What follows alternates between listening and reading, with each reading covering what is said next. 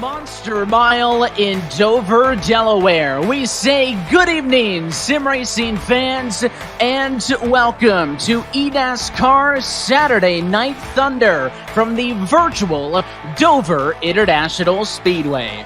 We're happy to have you strapped into the virtual seat and along for the ride with us tonight on the iRacing Sports Network and streaming live at NASCAR.com. We're alongside Justin Prince and Tim Terry. My name is Evan Pasoko. Tim, we just saw a barn burner of a race here Tuesday night in the NASCAR Coca-Cola iRacing Series, but now it's time for the real world stars to take them for a spin. This is the start of your virtual NASCAR race weekend. Yeah, it was a very intriguing race that we saw here on Tuesday at the Monster Mile at Dover, and now we get to see the Saturday Night Thunder boys and girls get at it for their 125-lap feature. Got some heat races and all that nice stuff to transfer them in, but it's going to be an exciting night. Can't wait to see how this one all fares out. And Evan, we go from Talladega Super Speedway all the way down here to Dover, two unique racetracks. Yeah, and this is the virtual recreation, Justin, of the Monster Mile. This one-mile racetrack located in Dover, Delaware, plays host to NASCAR Cup, Xfinity, and Truck Series action, and has since 1969. But it's so well known, though, for the concrete surface that replaced the original asphalt in 1995. It'll be that, coupled with the 24 degrees of banking, that'll make for a rough ride around this place, and it makes this racetrack so fun. Absolutely. It is a very technical racetrack for these drivers and a line-sensitive track where if you miss your mark by just a little bit, you could be in the wall on corner exit. Not only that, you're on the edge of control because of the high-paced speeds, and it's a very physical track because of how quick it is. These cars will bounce and bang their way on this racetrack tonight at blistering speeds. And of course, we are going to go heat racing tonight as there's nearly 50 different drivers attempting to qualify into a main field that will only allow 26 drivers to make the show. Tim, right now they're ready to practice, but it'll all start with single car qualifying. That will set up the field for 4 different 10-lap heat races, in which we will take the top 6 cars. Everybody who does not advance from that point going to be sent into 2 LCQs, 15 laps apiece, where only the race winner moves on. But the big change tonight is when we go racing for that 125-lap feature is the quick repairs that have been a lifeline for many of these drivers in the opening 3 weeks, not available tonight. It's like these real drivers have their real race cars with them, Evan. You have to keep them clean, take care of those race cars, and get them to that 125-lap distance to see that checkered flag. Qualifying similar to what we've seen these last couple of rounds with these Xfinity Series Class B race cars. You have to make sure you get through those heat races, get yourself a good qualifying position when we get this two-lap qualifying going in just a moment, and then set yourself up for that long run a little bit later on. I'm a short track guy. I love heat races. I love these LCQs. Can't wait to see who gets the first couple of checkered flags here and sets himself up for the feature. And let's talk more about these cars, Justin. iRacing is the leader in sim racing, utilizing laser-scanned cars and tracks down to millimeter accuracy to simulate real-world racing. There's more than 70 different race cars that iRacing members can drive. If you at home want to go sim racing today, you can go to iRacing.com for more info. But tonight, again, using those NASCAR Xfinity Series cars, so Camaros, Supras, and Mustangs on track. And these are the real-world stars of some of NASCAR's top series. Many of them familiar with these Xfinity Series machines as we race in this car for a 3rd straight week. These drivers racing from their homes and shops alike as they get set to return to the real track here in just a few weeks. Yeah, and for many of these drivers tonight, when it comes to racing this car here, there is the balance of trying to make sure you don't carry too much speed and end up either plowing into the outside wall or spinning off a turn 4, especially because of how tricky and technical each end of the racetrack is and how different you take this circuit here at Dover. Keep in mind as well, many of these drivers have had tons of preparation throughout the week, some as much as 2,000 laps for this race tonight. Hours and hours of practice, and now is your first opportunity to put that into motion. Cars on track now for single car qualifying. Now, let's talk about tonight's iRacing keys to the race. And it is going to be a balance of being aggressive in the heats early and maybe a bit patient in the feature later on. And my key is that there's no rest for the wicked. In a 10-lap heat race with no yellows, you have to be up and on the wheel all night long. And because of the way that Dover races with that high 9 degrees of banking on the straights, even though, of course, compared to the 24 in the quarters, it's not a lot. Most tracks don't see that much banking. When you have to wrestle this thing off quarter exit, Tim, the drivers really don't have much of an opportunity to reset on those straightaways to take a deep breath. So it is going to be non-stop action in those LCQs right off the bat. And as you see, the double deuce of Austin Cindric on the racetrack getting his time. Mike, he's kind of twofold. Don't get too tired. We saw in the NASCAR Coca-Cola iRacing Series race on Tuesday, Garrett Lowe, Ryan Luza pushing up out of these corners and getting the wall and essentially taking their way a chance to win the race. So you not only have to race this racetrack, you have to make sure that you get around here and keep your car clean.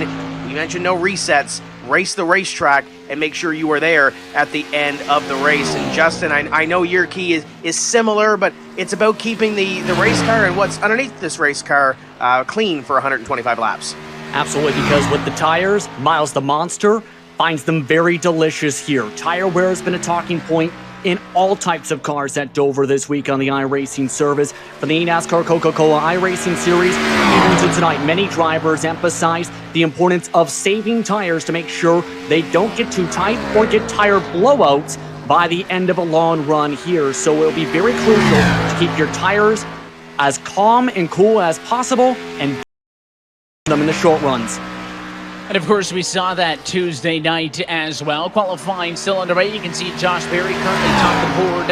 And we've seen Tim now over the last couple of weeks of this Saturday Night Thunder series. We've kind of learned the drivers who are going to be good. The likes of Josh Berry, Landon Huff in your last two winners at Richmond and Talladega, respectively. They were both top 5 in today's final practice session. And Justin mentioned all the practice they've been putting in.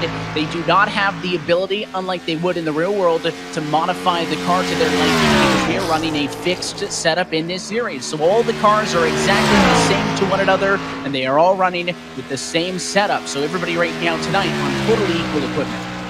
Absolutely they are. They have the same thing that's in the car next to them when they line up and get ready to go green. As you see, the final couple of drivers making their qualifying laps, that time is ticking away. And you look at the top two short track guys, Josh Berry and Donnie Leah, currently your top 2 in qualifying and identical 22.869 laps. So pretty solid up there for the NASCAR Roots and NASCAR Home Tracks guys. Yeah, dead heat in the battle for the top spot as well. Some drivers not completing a valid lap into qualifying, either hitting the wall or crashing. Their lap counts do not count. So some drivers going to be at the back of their LCQ starting orders. But let's take a look now at your starting grid for heat race number 1. And it is Josh Berry, who is credited with pole, who will bring us to the green flag alongside ARCA Menards Series counterpart Chase Cabry in second. Stephen Light going to roll from the number 3rd spot. He'll be joined by Cup Series entry, the 3 of Drew Herring, along with Ruben Garcia in P5 and Josh Balicki, Justin, through the top 6. Jeb Burton starts in 7th tonight with Sam Mayer in P number 8. Rounding out the top 10, Sheldon Krieg with a good qualifying time, and CJ McLaughlin rounding out the top 12 starters tonight, and 12 drivers in this heat, I should say, Harrison Burton and Brenton Brown. And always fun when you could get the heat race heat mixed in, Tim. But again, tonight with nearly 50 drivers attempting to qualify and only 26 making the show, nearly half of the hopefuls tonight not going to be competing in that 125-lap main event, and only half the drivers in this 12-car heat race number 1 going to get that ticket right on through to the big show. But, I mean, those are 2 big, powerful names on the front there with Berry and Cabry. We've seen them really quick here the last couple of weeks on this NASCAR Saturday Night Thunder, and they've been doing a lot of racing outside of the Saturday Night Thunder division as well, racing on the service throughout the week. And I'm sure that they have a few laps on this Class B fixed setup that they've had, and the service has been running here as well. So I'm sure they have some laps on the Monster Mile, but they're really going to put it to the test now as they get ready to roll off with this first heat race. You see the weather on your screen, 69 degrees wind speed. It's a little windy here, 11 miles an hour, and the track temp is 85 degrees, and that may fluctuate throughout the afternoon as we get ready to see these cars roll off for the first of 4 heat races. And Evan, you mentioned it, half of them are going on, half of them are going to an LCQ. This is going to be exciting. Yeah, big things to watch, of course, is the battle for the win in this heat race to fight over track position. The top 10 for that feature race, by the way, will be inverted. But not only is there, of course, the battle for the win in the heat, that main battle going to be position 6 and 7. Who is in and who is going to have to deal with one of two winner-take-all LCQs. So we pass to the back straightaway. Again, Dover International Speedway, 1 mile in length with 24 degrees of banking. It'll be 10 laps each for the heat races, 15 for the LCQs, and 125 when we get to the feature a little bit later on this evening. The basic car is going to dive down it in this time, and it'll leave the field in the hands of the number 88 machine and then iRacing Chevy of Josh Berry. As always, happy that you're spending your Saturday night with us for NASCAR Saturday Night Thunder, the iRacing Sports Network. Berry, Cabry, the front row, with 10 other cars lined up behind them, vying for the first 6 transfer spots into the main event. Pace car down it in. They're going to have to wait on the flag to go green as they pace at 45 miles an hour at a turn number 4. Green flag flies. Let's go racing for heat race number 1. Beautiful start for Josh Berry to get himself quickly to the bottom side. And as talked about throughout the week, if you don't get yourself to the bottom as quick as possible, you have track position you can potentially lose very quickly in boatloads. And the battle is going to be for third as your top 2 get some space. It's Stephen Light on the bottom trying to hold off that 3 a Herring. He does so, and into the outside wall right there. A big hit for Josh Balicki. Tim talked about avoiding that kind of contact. That's what basically ended the night for some of our Coke Series drivers on Tuesdays. He's into the outside wall again. A disastrous start for the 99 as he'll drop all the way to the back.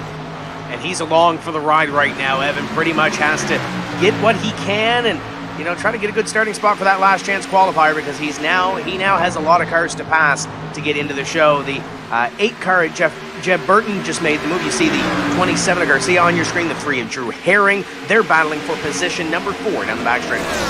And you can see your top 5 have a little bit of a buffer over everybody else on back. Sam Mayer right now in the transfer spot, or he was, but Jeb Burton just passed him up. Now Burton catches the wall at turn number 4, so Mayer closes the gap back in, maybe just a tad. Of course, Garcia, the car ahead of them, the 27 car you're looking at running in P5 for the chase down a Herring. Those top 5 cars comfortable. Let's go on the board with Sam Mayer. He needs that spot in front of him back. Jeb Burton took it. To go this time by to take it back. I was talking a bit with Bailey Curry today about how this car feels for these drivers tonight. Mentioned it's tight on center and on exit. As long as you keep it on the wall and manage your tires, the better you do. But at the same time, in practice, where it was hotter conditions, mind you, Evan, he had conditions where it was very loose. Right now, Mayer with the extra grip, really trying to make sure he doesn't overcook the tires here on the short run. And you heard it as we were on board with him that last time at a turn 2. He had to get way out of the throttle, so that allowed Jeb Burton to pull away just a little bit in that number 6 position. Not much going on as well through your top 5. You can see as they're pretty spaced out. This is the back half of the field. That's Harrison Burton in the number 20 Dex Ibajit entry. He's running in 9th. Josh Balicki into the fence again behind him. And an issue early in this one was CJ McLaughlin, as he drops back and out of this race. So some issues for the cars in the back, but up front it has been clean and green as Josh Berry's leaving Chase Cabry to the hands of Stephen Light to he had a few more laps left of this. Could probably put up a real challenge for P2. See what the 25 car's got. 25 cars had some speed here this week through practice and currently running in position number 3. Looks like he's comfortable, but they're all comfortable behind the iRacing All Things Automotive number 88 of Josh Berry as he dives down to the corner. You look back from Cabry, you see that transfer position a couple of battles back. It's the 8 of Jeb Burton and Sam Mayer, and it's manageable right now for the 8. And speaking about manageable, you got to keep it off the wall if you want to maintain a transfer position. We're coming down this time. Evan, next time across the stripe, we'll see the 1 to go. you talk about managing those mistakes. The drivers who started 1 through 5 stay in that top 5 order. Then the driver who's gone from the outside to in is that man right there, Jeb Burton, who's going to take the white flag and try to maintain his couple of car lengths advantage over Bayer. Took the spot away from Balicki, who we saw in the 99, had those couple of mistakes back in traffic. Light, though, not going to be able to get it up to Cabry for second. And Josh Berry is clear way out in front. Best in qualifying, and he's best in Heat Race 1. Josh Berry moving to the feature. And it shouldn't be a surprise how strong a performance we've seen from Berry in this heat already tonight. But give credit to Cabry, for Light, for Herring, for Garcia, and Burton to get themselves into the top 6 to advance. Everybody else will have to go through the consolation races. Yeah, Sam Mayer unable to make that jump. So Mayer, Creed, continued on down with those other drivers. Harrison Burton and Josh Balicki not go to advance. And then along with CJ McLaughlin and Brandon Brown, who did not start that one. Those drivers going to be dependent on an LCQ. Either one of them, both 15 laps. Only the winner get to advance from that point. Let's get set, though. We're re-racking them and stacking them for the starting grid of Heat Race 2. So Donnie Leah, who matched the lap time at Josh Berry, gets put in Heat Race 2. He'll be started alongside the 33 of Anthony Alfredo. Row 2 sees Kyle Weatherman and Rafael Lassard in P4 with Will Rogers and Scott Stenzel doubling up. That is going to be row 3. Some drivers here have some work to do. Evan, you got Austin Cindric, Ryan Ellis, row 4. Chase Briscoe has some work to do from the inside of row 5. Tommy Joe Martins to the outside. And how about row number 6? Elliott Sadler and Justin Allgaier have to do some work and do some work fairly quickly in order to get into the top half of this field. Cars are fired on pit road, and we are getting ready to roll off with Donnie Leah on the pole. Yeah, funny to see all those Xfinity Series drivers who, of course, have done many laps in these cars at this track over the years in the back half of your starting grid. And super impressive, Justin, for Donnie Leah to be up in front for this one. Let's see what the 07 Toyota's got when it comes to race pace. When I seen the first time on the racetrack in the Saturday Night Thunder entry list, my thoughts went back to about 2018, 2019, where he ran a lot of iRacing races. He was very quick in the Xfinity car on the iRacing service at that time. This has been the strongest qualifying effort, showed some good pace at Talladega. I think we're about to see some good pace from Donnie Leah here as long as he makes no mistakes here on the start. Of course, a Truck Series winner and a multi-time modified champion in Donnie Leah. He's going to be in control for this one. Let's see how well pole position pays. Pace car off and in. It's waiting for the 07 to take the American Ethanol green flag. A slow roll at a turn 4. Now he goes. We're underway for Heat Race 2. Easily clear for second to be Alfredo. Watch the fight for third. Outside line. Give it to top. That is Rafael Lassard in the 4. Kyle Weatherman falls into line behind that number 4. Maybe cut each other a break. They're already in a transfer position. Find a spot to ride as Rogers on the back bumper. Weatherman going down into the corner. And there's that 98 car of Briscoe already making moves side by side behind them. Stenzel and the 99. Little contact down the front. Are we 3 wide down into 1? We almost made it 3. They're 3 in behind them. Yeah, Weatherman got into the fence, and it's going to allow Donnie and Briscoe to get to the bottom. Will Rogers backs out, and it is chaos back here in traffic, though. Weatherman going to lose that spot. So move the 98 car. Oh, and he's into the outside wall now. Weatherman got loose. He's in the fence. He'll recover, and he's going to drop out of a transfer spot. Briscoe now to 4th. Will Rogers in P5. And how about the 99 of Elliott Sadler? Started P11. He right now the transfer spot P6, but under fire. Tommy Joe Martin's looking to the bottom in turn 3. Talk about the excitement, especially with Donnie Lee and his victory at Mansfield back in 2006 with a bit of a slide in turn 4. Trouble behind. Mention Elliott Sadler just got turned by Allgaier down the front stretch.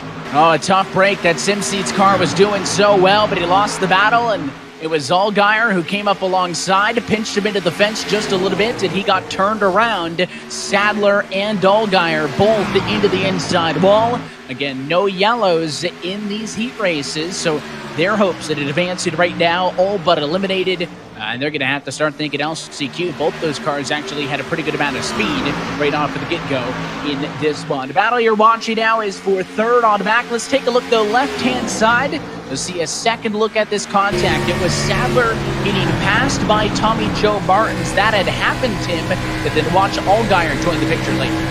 Justin Allgaier trying to dig to get a transfer position. Comes up off the corner. There's that little bit of contact, and that will probably end the heat race for both of those drivers, or at least send them to a last chance qualifier. It does give Tommy Joe Martins a little bit of a gap back to Scott Stenzel, but Stenzel digging deep here, about 2 lengths in between those two. That is the battle for position number 6 as you look at Donnie Leah up in the third place position as they ride around here in Dover.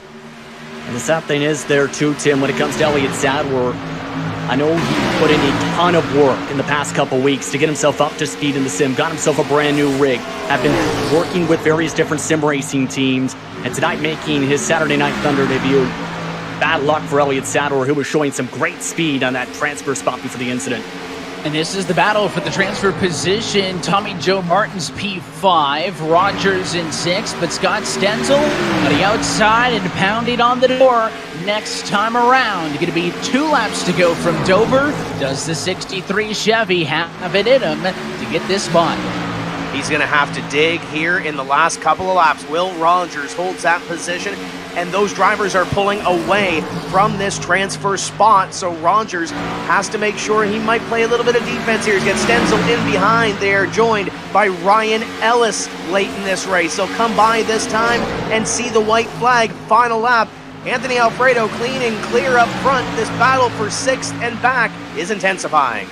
And a bit of traffic as well in Allgaier for your race leaders up at the front of the field. It is Rogers who is on the hot seat. Any sort of mistake would open up the door for Stenzel and Ellis behind. As in the front of the field, you see Anthony Alfredo. He's sitting easy for the 33 cars. He comes up on traffic, and he still gets it done. Alfredo wins in Heat Race 2. It is Lassard, Leah, Briscoe, Martins and Rogers through P6, who advance to the feature. Stenzel and Ellis wrecking across the start-finish line, unable to get him. Yeah, crazy battle for some of the final transfer spots there, Evan, but Stenzel, Ellis, Cindric, Allgaier, Sadler, Weatherman, all will have to go through a last chance qualifier now after some of their bad luck in heat race number 2. The 12 drivers already know they're going to be racing in our feature race tonight. Let's take a look at our starting grid for heat race number 3. And it is, when you think of speed in iRacing, you think of Ty Majeski. And he's going to be on pole position for this one, up against one of the best cars, though, in this Saturday Night Thunder Series, in Alex LeBay. Noah Gregson and Ryan Vargas be an Xfinity duo in 3rd and 4th position, with Chris Shadakis and Myatt Snyder through P6. And the second half, they have to go. Ryan Truex, Blake Cook, Josh Williams, Thad Moffitt, and Matt Mills. They will have to make their way up into the top 6 in order to make it easy for them, Evan, and transfer in through the heat. You don't want to be stuck in a last chance qualifier and have the potential of missing the show as we get ready for another 10-lap heat race. That front row, Ty Majeski, Alex LeBay, they know how to win here on iRacing, and I'm sure they'll be looking for a little bit of momentum with a checkered flag in this heat. Through the first 2 heat races, we have seen at least one DNF and at least one driver start from outside of the top 6 get in to a transfer position. We'll see if those trends continue here in heat race number 3. But it'll all be in the hands of Ty Majeski, the CMR Roofing Chevrolet, up alongside the 90 car of Alex LeBay, representing the NASCAR Xfinity Series. Looking for the flag to drop green. There goes the 45 a bit early, and we're off and away. Heat race 3, as expected. Your top 2 going to be clear in the race to 1. Here comes Noah Gregson, though. He'll get around the 50 with Vargas for P3. Yeah, and Vargas has to find a hole quickly to try and back to the bottom. Myatt Snyder hits the wall and collects the car. Yeah, he took out somebody else, so the 57 machine of Blake Cook involved also his filter time machine around. It was contact with that tax layer entry of Snyder after he snacked the wall at a turn number 2, came down, and there was nowhere for Blake Cook to go. So that takes Snyder out of a transfer position. Your race leader is not as crazy. Because of that, now you find Ryan Truex inside the top 6. He assumes that position, and Snyder had the issues. And you saw that on that last pan, the top 6, it kind of broken away there, and you can see it back to Truex to the rest of the field as we take a look at the replay as to what happened on that exchange. You'll see that on the left-hand side of your screen as they're racing hard off the corner, and Evan mentioned the keys. You don't want to get into the wall, race the racetrack, and Miles the Monster just bit that 93. And unfortunately, Blake Cook was the seconds in that meal because he really had nothing to do with it initially, but had no chance of getting away. Battle for third on track is Christian Eckes. Nice and easy in the Safe Flight Toyota. He made that move on the inside of Noah Gragson. So bump up Eckes up to third after starting this race at P5. And Gragson drops a spot. But again, no harm, no foul, because that transfer position, Justin, relatively unchallenged. Truex has it. He's the trail car at all of this in that white number 40, and it is nearly a second and a half back to the next closest car, Matt Mills in P7s. Truex pretty comfy right now, and it would take a big self-inflicted error, something to happen to him to not make the feature. Yeah, if you're any of those drivers inside the top 6, the mindset has to be just ride. Get yourself to the checkered flag. Just stay calm for 5 laps. Stay where you're at. If you see someone make a mistake, take advantage and get it done quickly. But you want to make sure you don't take too many unnecessary risks, especially to make a pass when you're already in a spot to advance, because any contact, you allow Matt Mills back in the picture. And that's not what you want. So race the racetrack, almost not the cars around you, even though, of course, you're in a battle for that transfer position. And you can see this big pack of cars. This is everybody from that 9 of Gragson on the back. So 4, 5, and 6. Christian Eckes is going to pull away just a little bit. He's on his own in third. And Alex Labay is doing his very best, Tim Terry, to match the lap times of Majeski up front. Not sure he's going to be able to do so, though, as Majeski's led all the way. Be 2 laps to go this time by. Gragson may have his hands full though here for P4. Vargas and Truex right behind them, and as long as they don't upset the apple cart a whole lot, they should be able to transfer into the main. Matt Mills is back there, but he's over a second back, trying to reel these guys in. He may have ran out of racing real estate a couple laps ago and slapped that wall, and these guys are getting close to it off of corner number 4. Leaving it all out on the racetrack, trying to transfer into the Saturday Night Thunder feature. Gragson gets a great run through 1 and 2, and he'll gap that 51 by about a car length. And here's the onboard shot with him. He picked up a bunch after starting at the very back of this 11-car grid, but P7 again not going to cut it, and his only hope is that the cars in front have some sort of an issue as the white flag is in the air. Final lap in heat race number 3, and Majeski and Labay almost lap for lap in the same 1/10 of a second bracket, but it is going to be that 4-car length of an advantage that'll make the difference here as Ty Majeski pulled a checker and the win in heat race number 3. He's moving on along with Alex Labay. There's going to be contact behind, not for position. Eckes third. That was Gragson, who finished 4th with Vargas and Truex. Justin, your top 6. That Moffitt, though, was able to squeak his way into 7th position at the stripe. Matt Mills in 8th position. Then you have Snyder, Josh Williams, and Blake Cook, who was involved in that incident with Snyder, rounds out the 11 drivers in heat race number 3. Bad luck for the 57. Yes, it's some drivers DNF'd in that one, and that was the second time in 3 attempts that the guy from Pole won his heat race. So let's do it one final time and take a look at your iRacing starting grid for heat race number 4. And Bailey Curry's been one of the best cars to practice all week, and it'll be the 74 starting from pole position. He'll be joined by Landon Huffman, your winner from Talladega. Kaz Gralla, Todd Gilliland going to double up. They'll be 3rd and 4th position on row number 2. Jeffrey Earnhardt starts at P5 with Brett Moffitt in 6th. And just on the outside looking in, it's Derek Kraus and Tyler Ankrum in row number 4. Spencer Boyd, Gus Dean in row number 5, and Jesse Awuji completes your field. There's some stout names on that second page, Evan. They're going to have to get up there and make a couple of spots, but I think they're very capable of doing so as you look back at this field getting ready to roll off for our 4th and final heat race of the evening. And we saw the weather conditions earlier, Justin. I'm not noticing that sun beating down on the racetrack either. The dynamic sky, partly cloudy, means the sun's going to be peeking in and out of the clouds. And, of course, when we're in this kind of condition with the shade, track temp's going to cool down just a little bit when the sun's beating down on it. So track temp dropping, it will drop a little bit. It got up to 90 as we were there in the sun. So all of those things that drivers have to keep in mind. As you take a look at, I believe this is Brent Moffitt trying to work his way and warm up these tires. It's going to take a lot of work to get them heated up with how cool it is. But at the same time, grip levels are going to be very high. Speeds are also going to be very high. So that's going to be meaning some of the fastest times these drivers have had this entire week, because they had a 12-hour practice session right before tonight's action. That was in the 100s in temps. This is a track temp of 89 degrees for the drop of the green flag in Heat 4. His car off it into Bailey Curry has that little bit of discretion on him, but he wants to start this race. Landon Huffman guessed wrong. His SimSeats car trying to figure out when the 74 was going to go. Now he has to back up. The green flag flies. But Bailey Curry's got a big run in front because there's chaos behind. A couple of cars out of shape. Nobody spins, though. They hang on, and all 11 cars make it to turn 1.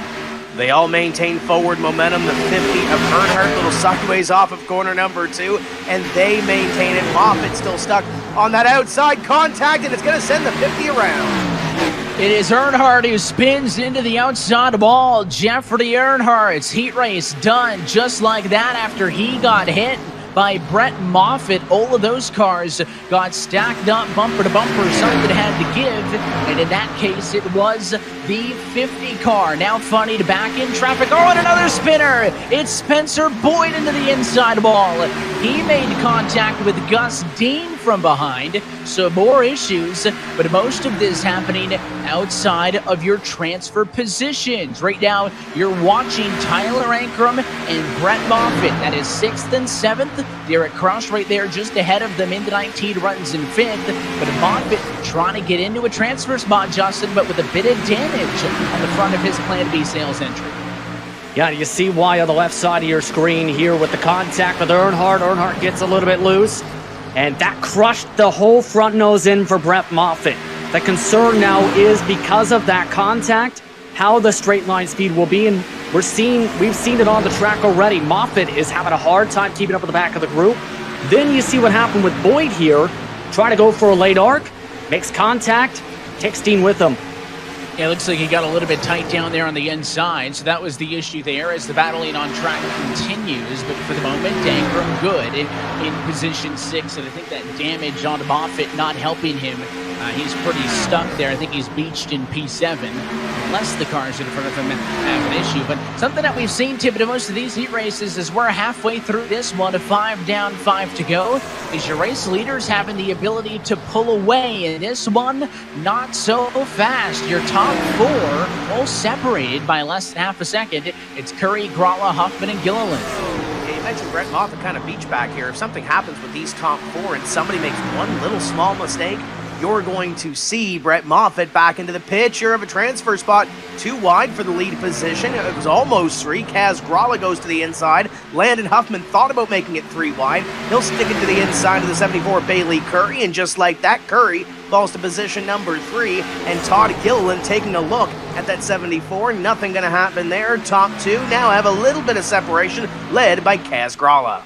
We mentioned mistakes. Curry got into the outside wall at 4, and it is not done yet. Gilliland once more trying to get down to the bottom. He has got Derek Kraus as the backup as well. This battle for 4th position on back. Gilliland now finally has the nose there down the back straightaway. Side by side, he's got it. Now here comes the 19 car, and Bailey Curry may go from the lead in this heat race, Justin, to maybe the last spot in as we take 2 laps to go. Yeah, but at this point, I don't think you're panicking too much if you're Curry. As long as you don't make contact with those cars below, I think he's in a good spot still because of that damage to Moffitt. Just, if I was him, let by Ankrum, tuck in behind, get yourself to the feature and go from there. You really don't need to go side by side as he caught the wall there just a little bit, and the 26 is going to fight by on the bottom, and despite the resistance, it is Bailey Curry now falling to position 6, and a bit of an exhale there on the radio. Good pace team lead. That'll still be enough, though, to transfer in, and more than enough up front for Kaz Gralla, who final time at turn 4 comes to checkers and wins Heat Race 4. He's going to bring himself Huffman, Gilliland, Kraus, Ankrum, and Curry 1 through 6 to tonight's main event, and the rest of them now headed to an LCQ. A little bit of patience being shown there, made that move for the lead, and pulled away Kaz Gralla going to victory lane as we see the results from heat race number 4. Get ready for a couple of last chance qualifiers. Top 6 make it in. Brett Moffitt just on the outside, Evan, and he'll have to make his way into the feature through this last chance qualifying round coming up. Yeah, so we'll split all of those drivers who did not advance into 2 different LCQs. Are we going to split them into 1? We'll see, but here's your starting grid for the LCQ, and it'll be Sam Mayer indeed on the pole position for this one, so LCQ 1 with Thad Moffitt in second. Sheldon Creed and Matt Mills going to make up 3rd and 4th position with Harrison Burton and Myatt Snyder halfway in P6. Josh Bolecki starting in 7th position, then Josh Williams in P8, McLaughlin, Cook, and then Brandon Brown rounding out the 11 drivers and LCQ number 1 tonight. We split all those non-transfers into 2. We'll have 11 of them in LCQ number 1 and 11 in LCQ 2. Only the race winners, though, from these LCQ can join the main event, and that is how we will get to our 26-car main grid. 24 have started and gotten through from the heat races, and we do modify the format just a little bit. Tim Terry, the rules remain the same, no yellows, but it goes from 10 laps to 15, and because you're chasing down only that number 1 position, I think those extra 5 laps will be appreciated by some of the drivers who may have been involved in incidents in their heat races despite having speed, who are trying to kind of race their way through the pack here. When we saw those heat races, we said the back half of the field doesn't get in. The top 6 make their way in. So, maybe you can ride a little bit if you're 7th or 8th, pick up a spot, and then kind of set yourself in a rhythm. And there's no riding here. It's 15 laps, we're taking the winner. So if you're not in that first place position, you have to be on pressure to try to get up there and make that move for the win. If you're the leader, you can't rest on your laurels. You got to race this racetrack, race your competition, keep the tires underneath you for 15 laps, and take it to victory lane and take it to the feature. If not, you're loading up and going home as the field rolls off for the first LCQ, 15 laps in length. You see the 74 Sheldon Creed on the inside as he gets ready to attack this racetrack for 15 laps of competition. You see those drivers as well trying to scuff the tires a little bit, heat them up a bit for this restart. And of course, it'll be Mayer and Moffitt side by side on the front row. And because there are no yellows, you may be more inclined, if there's trouble on track, to be a bit more brazen to try to find a way through. You basically need all but a perfect LCQ race to be the race winner of these 11 and go to the main show. Otherwise, you're going to load it up on the virtual trailer, go grab a drink, watch the feature, and get set to do it again next week for another installation of this Saturday Night Thunder. But the pace car is off and in. Let's see what Sam Mayer's got. He's going to start up front to keep the 21 Chevy in control for 15 laps. Here we go. It's LCQ number 1. Handled that start perfectly, but already lots of drivers bumping and banging contact. And a big spin as it's Sheldon Creed into the inside wall. The outside wall, Blake Cook for a second race in a row. He's involved in an incident that he had nothing to do with. And all of that chaos now shuffles up the mid-pack. And your top runners way spread out. Mayer leads Moffitt. Moffitt got into the outside wall. That time at a turn 4. So here comes Harrison Burton trying to make it a fight for second. Burton reeling in, Moffitt ahead of him as they go down the back straightaway, less than a car length between them, and Burton goes up to the outside line, side by side for the moment, entering the corner. Can't get anything done up there. He'll pursuit that 46 down the front straightaway into corner number 1 and try to make that move to the inside. Battle for position number 2, and oh, by the way, here comes Myatt Snyder. Yeah, that high side didn't gate a bunch, but he got a big run off of the corner, so that's how Burton gets to P2, and now Myatt Snyder the next one to try to work over Thad Moffitt on the bumper that time into 3 as they touched. And how about a bump and run for Myatt Snyder as he will move Thad Moffitt out of the way and take over position number 3, JP, as we get a second look at that incident. Yeah, we'll take a look at this now on the left side of your screen, and you can see Harrison Burton got a good run, and this is similar to what was talked about by some of the NASCAR drivers for Tuesday. If they got to run to the bottom side, they would take it if you didn't block it. Guess what? That's what Burton did. Took the bottom side, and around went the 74 in Creed with a decent amount of damage as a result. So with, of course, Moffitt now struggling after he hit the wall and maybe a bit of damage, hindering that number 46 Ford. He's down in position 4. Sam Mayer is your race leader, and it is by a healthy margin. The last time by, the advantage was 1.619 seconds. But that time through, it drops to 1.4. Harrison Burton faster than your race leader, but with 10 laps to go at LCQ number 1, Tim, he needs at least a 10th of a second per lap and then some if that 20 car is going to get up there in time. He got about a 10th and change the last time by, but he's going to need that and then some, as you mentioned, because catching him is one thing, reeling him in is one thing. Making the pass is a whole different ball game, as Sam Mayer that time by at a 23.09 to a 23.16 for Burton. So Mayer pulled him a little bit on that last lap and put a little bit more of an advantage here as you ride on board with Harrison Burton trying to catch up to your leader, but he's going to have to dig deep, and he's quickly running out of time as this time by. They'll have 8 laps to go.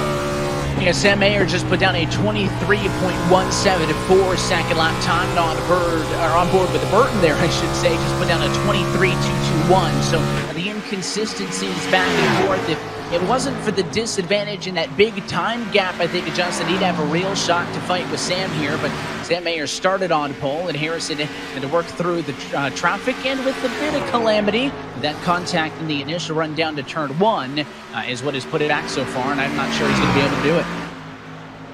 Yeah, he's going to need to hope for some absolute luck here. Meanwhile, for some of the other drivers, remember CJ McLaughlin, he's hoping for a ton of luck. Had bad luck galore in his heat race. Now has a chance to try and get by some of these cars, especially since Thad Moffitt has been letting off the gas a lot, apex off throughout this race.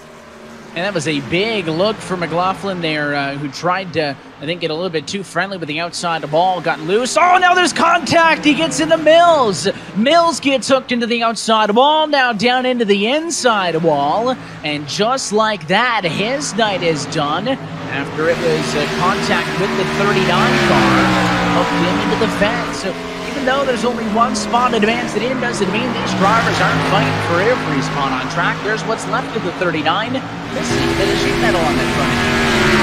You do what you can here in these last LCQs. Get a couple of laps in as you look at the replay as to what happened there, what transpired off of turn number 2, and it gets tight really quickly, and you got to make sure you know where your nose is, make sure your spotter is on, and it just gets tight off of those corners. We talked about getting out there and hitting that wall off of turn number 2. You also got to race the traffic as well. Up in front continues to be Mayer and Harrison Burton. There is Sam Mayer on your screen. Harrison Burton continues to lose time in these last couple of laps. So if Sam Mayer can keep it clean for the remaining 3 laps, he'll find himself starting essentially scratch Evan on the feature, but he'll be in the show.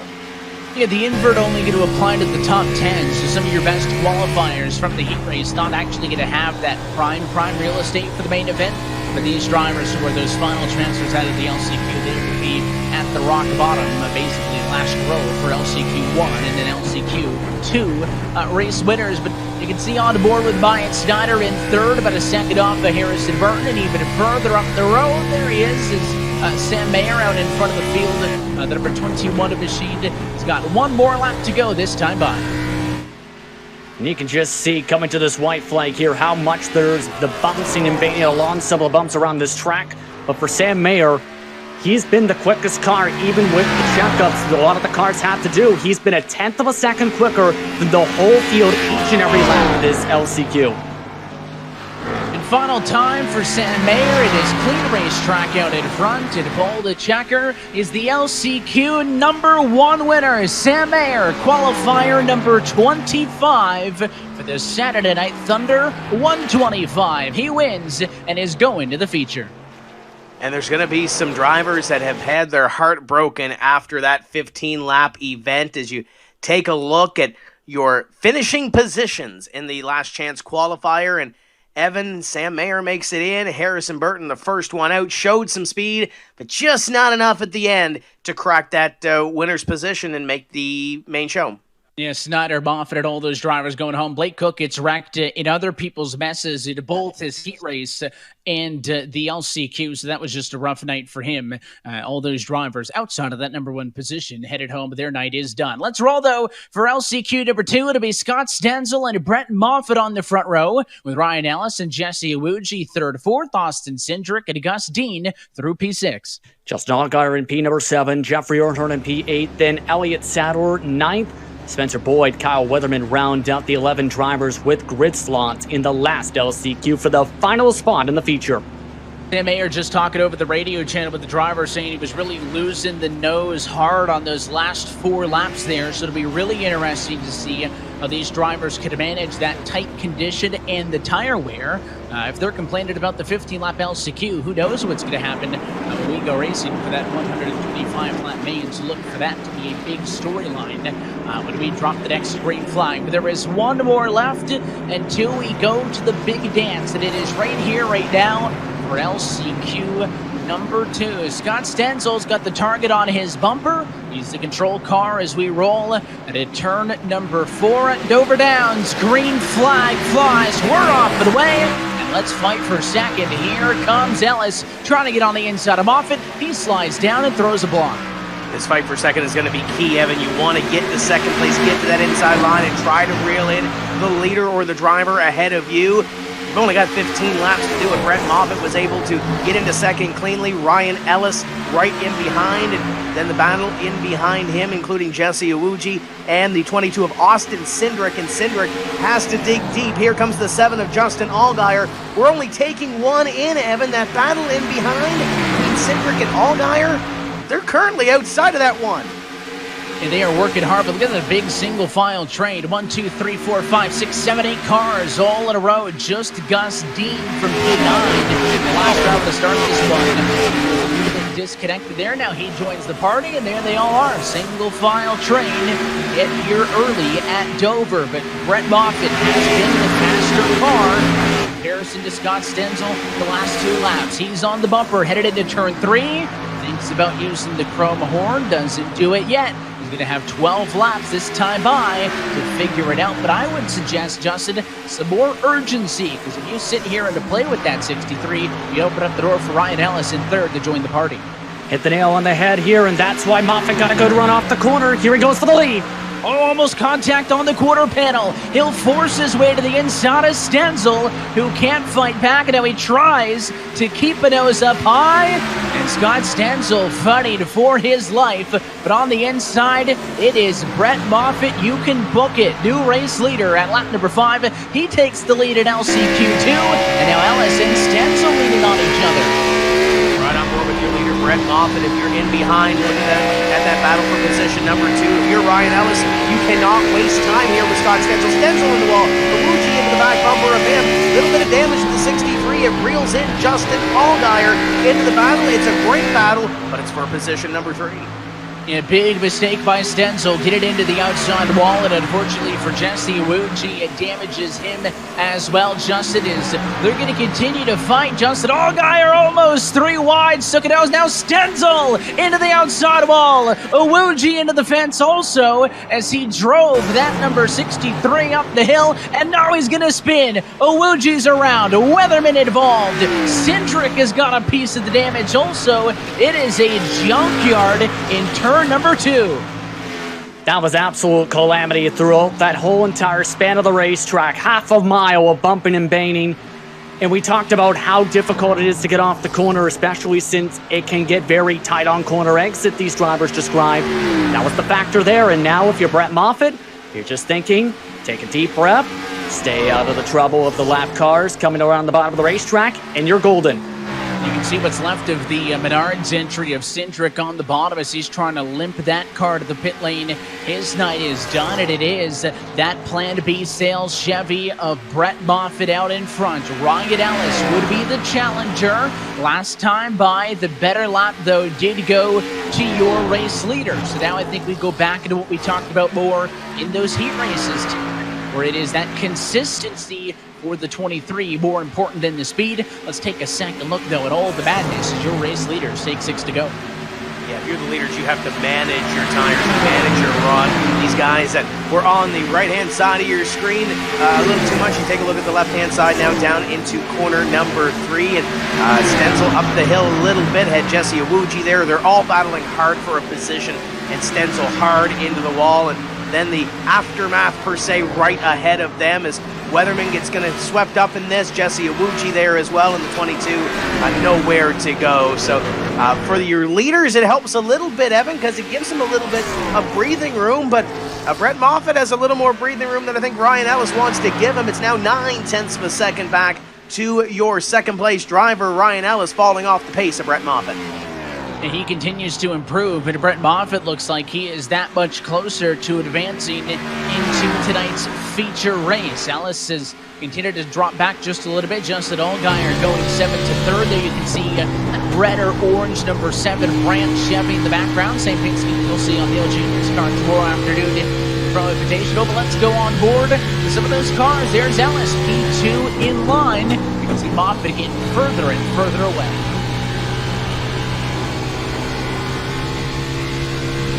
You can just hear how careful he has to be on this throttle, especially apex off. Listen here. How much he has to let the car roll it through the corner to make sure he gets the perfect exit. Too early, you slam the wall. Too late, you lose a ton of time. Just like that, Ellis had the faster lap of the 2. And speaking of slamming the ball, Justin Allgaier just did that from 3rd. That's why you don't see him in the background anymore. He got back rolling, but he was passed by Jeffrey Earnhardt. So Allgaier going to drop it down into at least P4, maybe worse, as it is the white flag in the air for Brett Moffitt. Final time around at LCQ number 2. We've already known now the 25 cars that are going to be in the feature. And this bad right here, the 23, wants to be number 26. Final time for Brett Moffitt, who made that pass early. He'll take the checkered flag and the LCQ2 win. Moffitt's going to the feature. Was good in his heat race, but not good enough to transfer in. Little smile on his face, and he's going to go to victory lane. He's going to start scratching the field, but he's in the show, Evan. That is the important thing. A tough break for Ryan Ellis. Just didn't have enough at the end to make it happen. That is the thing, is just get into the show and worry about where you are from then. So everybody, Ryan Ellis down through, out of this one, not advancing. Ellis, Earnhardt, Allgaier, Awuji, Weatherman, Dean, Stenzel, and Cindric. That's a lot of fast cars who just could not put either the heat race nor that LCQ together and are unable to make it to the main event. Of course, happy that you're with us on the iRacing Sports Network for Saturday Night Thunder. The heats and the LCQs have come and gone. All that's left is to crank up the music and get set to go racing for the Monster Mile. Let's get set for the feature. The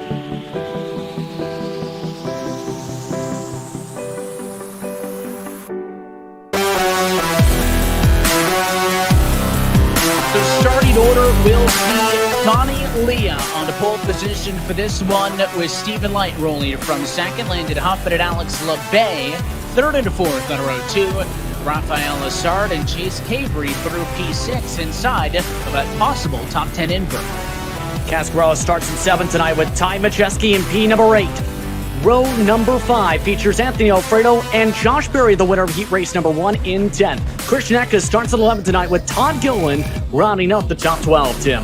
Drew Herring, Chase Briscoe, Noah Gregson, Derek Kraus, Ruben Garcia, and Tommy Joe Martins through 18. Ryan Vargas going to be 19th with Tyler Ankrum, Jeff Burton, Will Rogers, and Ryan Truex, along Bailey Curry in 24th. Sam Mayer, Brett Moffitt on their lonesome. Row number 13 for LCQ transferees. So that's a look at your starting grid for this one. We want you to be a part of the conversation with us tonight. How have you enjoyed the action so far? Who do you think is going to be in victory lane at the end of the next 125 laps? You can use the hashtag Saturday Night Thunder. Join the conversation with us. Also hashtag eNASCAR. Let us know who you think is going to be the winner here tonight from the Monster Mile. The lights are out on top of the iRacing.com pace car.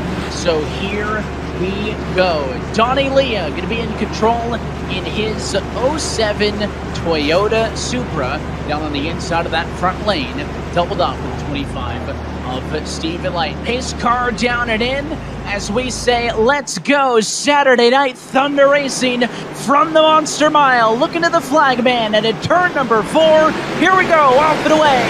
It's 125 laps of feature racing. Down into corner number 1 is a thunder down for position number 2. Donnie Leah escapes with the lead position. Landon Huffman, it has a great launch as well. They all try to funnel in behind Evan for position. You can see him go up one around. That was Gregson. Gregson in the 9 just got turned. I think he's back up and onto the racetrack, though. No yellow in that one. It was contact with the 3 car, I believe, of Drew Herring. But he did a big slide and held on. You can see Gregson on the racetrack right now in a battle with Tommy Joe Martins for 17th and 18th. There will be yellows in this feature race. It is live admin yellows, so no automatic cautions if there's an incident. Race control will take a look and decide if enough cars are involved, or if the racetrack will not be clear for your race leaders, they will decide to throw a yellow then and only then. That small contact back to the back, not warranted of one. So we watch the battle up towards the front of the field as Rafael Lassard trying to chase down Huffman and Leah. The 07 car not getting too far away for the race lead. Yeah, some good battling up towards the front so far with the top 6 single file, but take a look at what happened with some of the contact here. You see drivers fighting for the same piece of real estate, and it's so tight to this part of the racetrack, and any sudden movements will just bob you around. And remember, safer barrier was added on iRacing last week. 3 less feet to work with down the straightaways. That makes it a lot more narrower for some of these cars. Yeah, Jimmy, this is already a very tight racetrack on quarter exit, but of course iRacing's been super busy these last few weeks with the yard updates and updating these tracks for the Pro Invitational Series and this event, and I'm sure those drivers are feeling those extra few feet that they're short. Take one more look at this, and I'm not sure how any other competitors did not hit him, Evan. Everybody was just so jockeying for position. First lap, middle of the pack, right on board with Gregson on the left-hand side. Just barely kisses the wall, then comes back up into traffic, and everybody kind of splits him. Everybody avoids him, no yellow flag on the speedway. So, job well done by not only Noah Gregson, but also his competitors. As you see Stephen Light battling side by side with Alex LeBay. That is the battle for position number 5. And here comes Anthony Alfredo. He wants a piece of the top 5 fight. Yeah, but so far nowhere for Alfredo to go as he stays 2x2, not wanting to force a third lane. And on the inside, it'll be Light around LeBay, getting that position back from the 90 to take over what is 5th on track at the moment. So no single file out, and you can see that's kind of a 4 or 5 car pack there with the likes of Rala, Eckison, with Jeske in the fold as well. But race leaders try to pull away just a little bit, and I have to think that somebody like a Landon Huffman here may be the fastest on track. He's gone to the bumper of Leah a couple of times and has not gotten close enough to make the move. But again, these drivers have only been doing 10 and 15 lap sprints so far. This is a long 125 lap feature, and you have to conserve equipment much more. Yeah, that is extremely important because the longer the run goes, the more you put laps in, of course. But a lot of times, drivers were concerned on Tuesday about blowing tires here and the speeds they're pushing. You have risk of doing that around 70 laps or so. Drivers still talked about that for tonight's race, how important it was for tire management in real life and in the sim, with how tricky Dover can be and eat up tires with this concrete surface. Looking off to the back there towards this battle as they come rolling off of turn number 2, and you'll see just how close they get to the ball. Actually, a good bit of space left that time by Cabry, not really pushing the envelope much as he runs it forward. That was a shot off of the back end.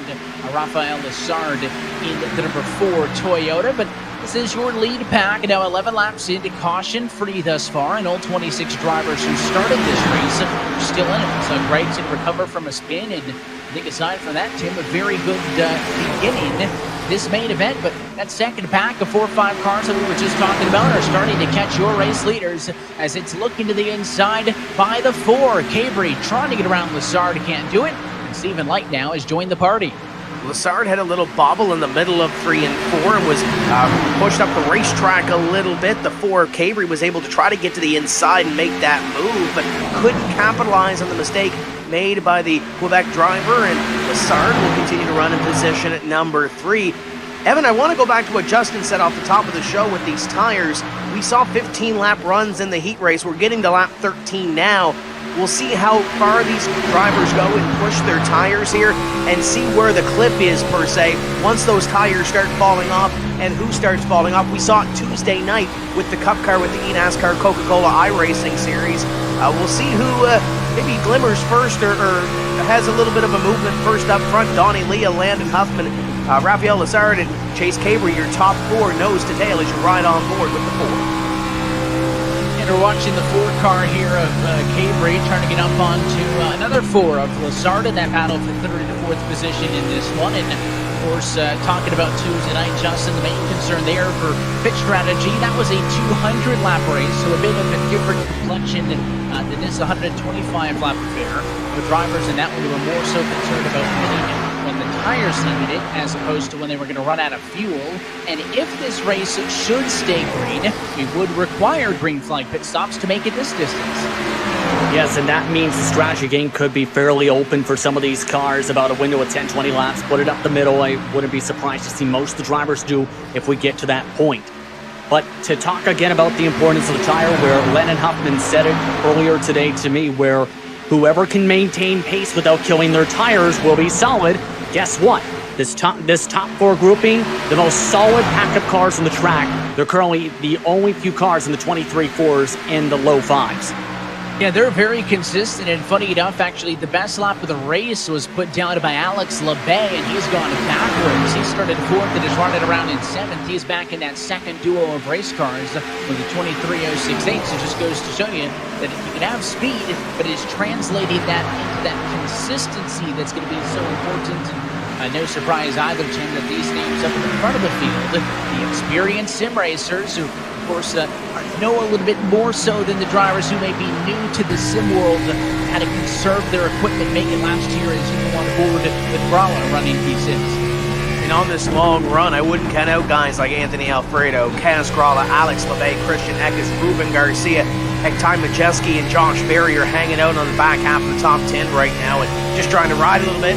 There goes Kaz Gralla. Oh, kisses the wall a little bit, I think, off of corner number 4. So got to take care of your equipment, conserve your equipment. Remember, if you didn't join us off the top of the show, there are no resets. They have to take care of this race car that they have. And I think we're going to start to see these cars start to fall off a little bit when it comes to tires here in the next 5 laps or so. I know a lot of the B-fixed races that I've seen this week, Evan, they've been 50-lap races, and around lap number 35, those drivers are absolutely screaming to come down pit road because the tires fall off. At about that point, you see that battle there. There's Josh Berry, Ty Majeski. They haven't really moved a whole lot, Evan. They're still hanging out on that back half of the top 10. Caution's out. Oh, first caution flag of the night, and it is an issue at the back straightaway with Tyler Ankrum in the number 26 car. He is around, and he had a bit of assistance, a multi-car incident.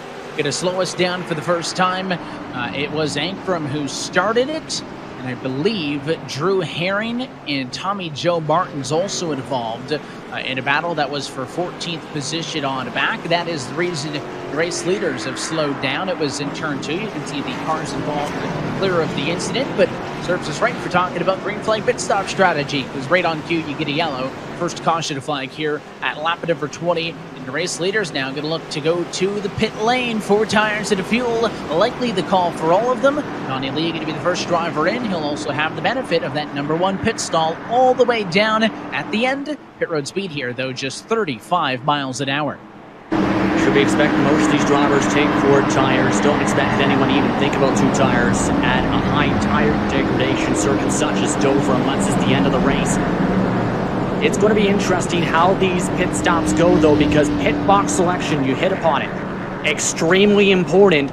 The more time you can save on pit stop entry, the more likely you'll come out as the race leader. And we've seen many of close races off of the pit lane so far in this Saturday Night Thunder Series. You can see that almost everybody in agreement that pit stops necessary. You can actually see the left-hand side of those cars at the front of the field get jacked up. The cars at the back have their service completed sooner, but it is Donnie Leah the advantage, and he will win the race off of the pit lane. They were about 3 wide for second. I think Cabre made leapfrog Huffman, Lassard, and others because he may be scored in P2 out of the pit lane. All those cars agreeing pit stops necessary as every single one of them came down. Now let's take a second look, Tim, at that incident. Yeah, it's going to happen off of corner number 2, and Tyler Ankrum on that outside line, battling hard for a position, and just may have ran out of a little bit of real estate. We mentioned it earlier. Got to make sure that you manage the racetrack and take care of the racetrack, race the racetrack, and then the competitors. And you see a few scatter down the back. Tommy Joe Martins, Ryan Vargas among those that have damage from that incident. But yellow flag flies. The pace car was lonely on the racetrack, Evan. Everybody coming down pit road, and Donnie Leah going to lead this field back to green. And it looks like the lights may be off here. Yeah, it was a tough break. I did notice Ryan Vargas involved in that one initially, so his radio Care Bears machine on in the pit lane, and of course, without the quick repairs, any drivers who got heavy contact in that one forced to pit road, and some of them may have the option to sit onto the pit lane for 10, 15, 20 minutes, whatever the sim suggests or demands that you need to sit down there to get it fixed as well as you can. But that car is never going to be repaired to 100%, so those drivers, in effect, out of this race. And that is the importance of keeping it clean in a long race at Dover. So the lights out on top of the pace car. We will put 23 of 125 laps of the board behind us.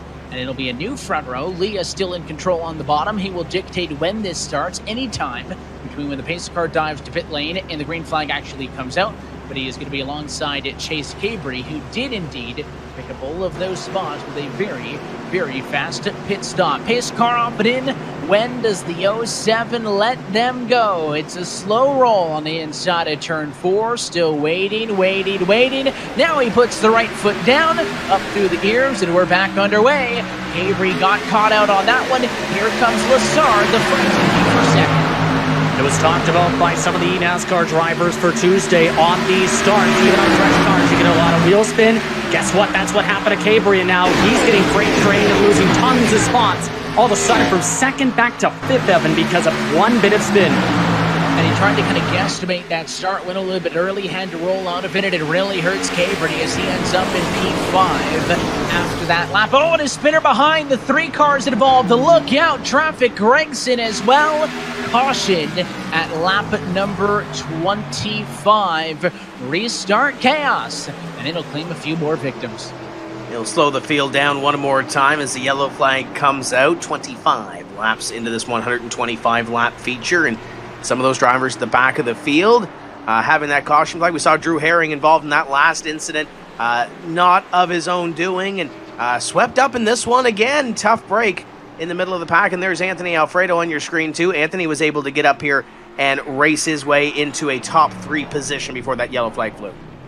There's a couple of people who are using that hashtag Saturday Night Thunder saying that Miles the Monster's hungry tonight, and he just got a couple more race cars to eat there. Let's take a look, though, at this replay, and I think this one is more so a product of Herring as opposed to him being a byproduct of the incident. You're on board with Noah Gregson. That's Herring in front of him without the back bumper. They're going to work on the inside here. See, bumping, trying to get him out of the way, and right there, the 3 gets loose, comes down, and he gets him, Gregson. Yeah, it looked like for Herring that he had a bit of a bobble down that straightaway just before he came into contact with Gregson, because it can get fairly loose just after the corner exit right there. But now, everyone's grouped back up. 99 to go, Evan. And we're taking a look at the number 33 Chevrolet in third position. That's Anthony Alfredo, who we are on the driver radio channel with now. Anthony, started a top 10 car, and I'll tell you what, you've been making moves so far, sitting P3. Yeah, I appreciate that. I feel really great. You know, we ran a lot of official races this week to prepare for this race and won a lot. It's kind of funny because I actually never raced on Dover on iRacing when this week started, and I couldn't make a lap without hitting the wall off either corner. Didn't know how to save tires, and suddenly I won 4 out of my last 8 races, and all of them were in the top 3 starting position and finishing position. So I'm pretty pumped about this race. It's probably the one I've felt the best about so far, and I wasn't too thrilled about the inverted field after those heat races, but it seems to work out here. We're back where we belong up front, and see if we can get the lead here. If not, we're definitely going to try to take care of our stuff, and long run's my strength here for sure, and it was starting to show before that last caution. So see you get another long run here, and see if we can drive our way up to the lead and manage a race from there. Yeah, the LCQs, and of course those heats were tough because they were super short. How did you kind of modify the approach to those to be able to get through? Then, of course, you mentioned going for the long run in this one. That's a great question. I just really had a pretty good starting position in the heat. Obviously started second, so the goal was just to kind of get in line, and I had a shot at the lead, so I took it, and that was for what I thought was a front row starting position. It ended up being inverted, but it's all good. It got us on the inside line, obviously, started ninth, and, once the race started, just fell in line. They kind of drove away from us there, and then we gapped it out back and started closing distance out front. So it's a true honor to drive this car and pay tribute to Wally Yoakum as well. This is painted just like the aircraft that he was a crew chief on. So this is really special to me, and I know it is to their family. So I'm hoping to give them a good run tonight and hopefully park this beautiful race car in victory lane at the end of this thing for them and everyone else who supports me. Well, it's looking good right now, getting that TV time up in that number 4 position. Anthony, thanks for chatting, though. We'll catch up with you maybe a little bit later on as you guys get set for the restart. Good luck here. Sounds great. Thank you, guys.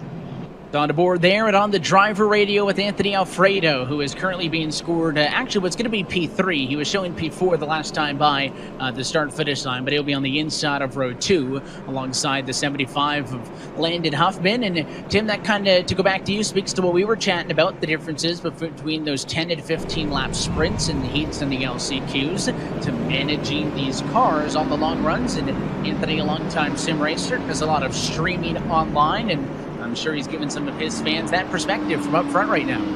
And the one thing I'll take from that interview is that he mentioned he did a lot of official races and did some winning. Those official races for Be Fixed are 50 laps in length, so he's done some 50-lap runs or at least some 30-lap runs in those races, so he knows what the tires are going to do. He knows how the car reacts on a restart. You don't really want to be stuck out on the outside because you're fighting your way to the inside. So Anthony Alfredo kind of knows what to expect here. He's been through a couple of races on the iRacing service this week, so that information in his back pocket is going to be key when we get forward towards the end of this race. We'll see what Anthony Alfredo can do. P3 on this restart. I like the inside starting position, but it's all Donnie Leah up in front in the 07. And of course, the 07 maintained throughout, and because that was such a short green flag run before the incident we saw in the back, your race leaders opting not to come down to the pit lane. Positions 18 on the back did. So those top 17 cars, all your fast cars and race leaders up front, not taking service under the yellow flag. The base car is going to be off it in, though. Let's do it again. There is still 96 laps left to go on the scoring pylon. You can see the 4 Lassard wants to go, but Donnie Leah is in control. Green flag flies. We're back underway, and he'll clear him and race down to turn number 1. The fight's going to be for third, as it is Alfredo clear the inside of Lane Huff. We've seen last time where someone with a bit of a bobble on the start had troubles on the high side. That's now happening for Huffman, who's trapped now on that top line. Looks like Kaz Groa may give him a bit of space. No, Groa takes the run. The 20 Honda machine's going to go for it here. He'll try to stick the nose down to the inside. Huffman yields, moves up a lane, and that should give Kaz a good opportunity to clear on the inside.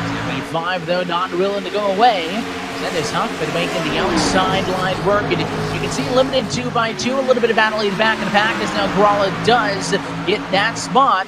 So that number 29 machine is on through, and he wants more now to the inside of Cabery. This battle going to be for P4. I'll tell you what, Tim Gralla's looking pretty hungry in that hot scream Chevy. Trouble behind as Christian Eckes going around, and looks like we're going to stay green. No, we're not. Caution flag is out. Majeski's involved in the back straightaway. Darren Krause among those involved in the back, and it happened just behind that battle that we were watching, Evan. Christian Eckes got turned into the wall, and then everybody else had to take evasive action to get by. And it was not unassisted. You talk about Majeski being involved. I think Noah Gregson's downer venitis continued as he may have been involved as some of the calamity in behind, or the collateral damage, if you will. But I believe Eckes was assisted by Ruben Garcia. The replay will tell us the tale of the tape. I do know that it had been a good night for Christian Eckes. Had started in P11, had worked his way up into a top 10 spot. And because he is wrecked out in that one with no resets available in this race, his night, or at least his attempt at fighting for the race win, may be done. That car is currently parked on the pit lane with a lot of smoke pouring out of the back. As your race leader is thinking about pit stops, there's no commitment cone, so all you have to do is look out for the tires, and it is Cabri first car in, so majority of your top 10 opting not to come down for the service. Yeah, we ran a couple green flag lap cycles, mind you, on those tires. Don't blame some of the cars for staying out there. But Cabri, hoping that it's caution precautions now, and he might be able to, say, gain track position if there's an air quick caution flag and the airs come down.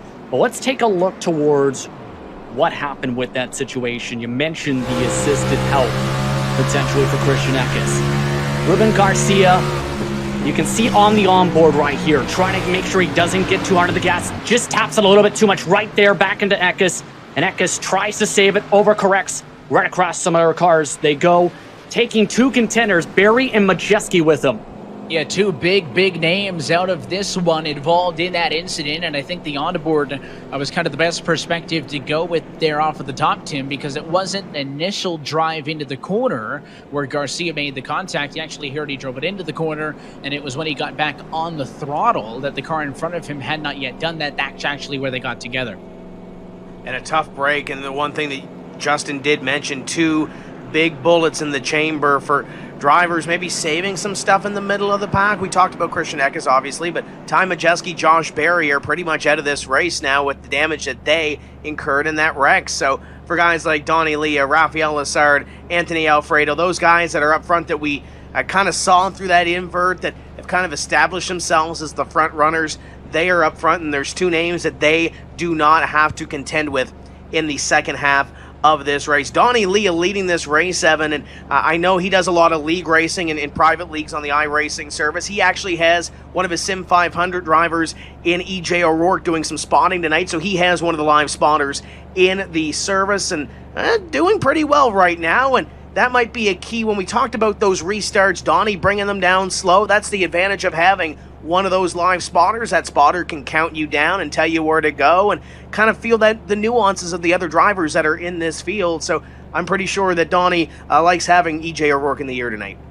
Yeah, and that's one of the biggest things, maybe, Justin, that somebody who is new to the sim that drives a real race car in the real world is not going to be getting used to. Is there is an automated spotter in iRacing where a car gets to your outside and you're going to have a voice read out to you, car high, to walk you through it. But it is those nuances. It's more than just car high, car low, clear. It is those nuances of this guy's coming and going. These are the lanes that are working. That's where a live spotter, which is an option in the sim, can really benefit these drivers. And expect that most of the field here tonight has somebody helping him out live spotting, and it's likely an iRacing member and maybe some pros as well, because I know they've been really involved in helping mainly the guys out in the Pro Invitational Series get acclimated for those races on Sundays. Yeah, you mentioned exactly with some of the pro drivers. Anthony Alfredo, for example, working with Zach Novak and Jimmy Molis. They race in the Sim League that Alfredo actually runs on Wednesday evenings and on Monday nights as well. Alex LeBay working with some of his real-world competitors. You talk about drivers like Landon Huffman, Blake Reynolds working with the 75 machine tonight. And mind you, a lot of these drivers who are part of the NASCAR Coca-Cola iRacing Series have been helping the drivers in the Pro Invitational and Saturday Night Thunder to get as well as they could and catch up as much as they can to get up to speed as quick as they could for these races to help them learn everything they could about iRacing.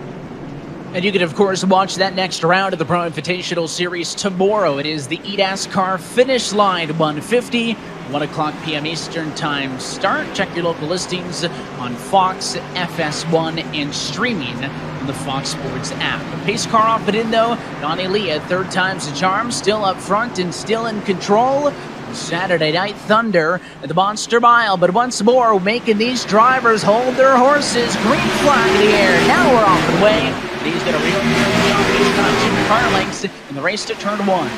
And he's able to get Rafael Lessard to the inside. He'll maintain position number 2. Alfredo for 4th, and Kaz Gralla now trying to hold off Alex LeBay. Takes that a high line to that spot. LeBay falls into line.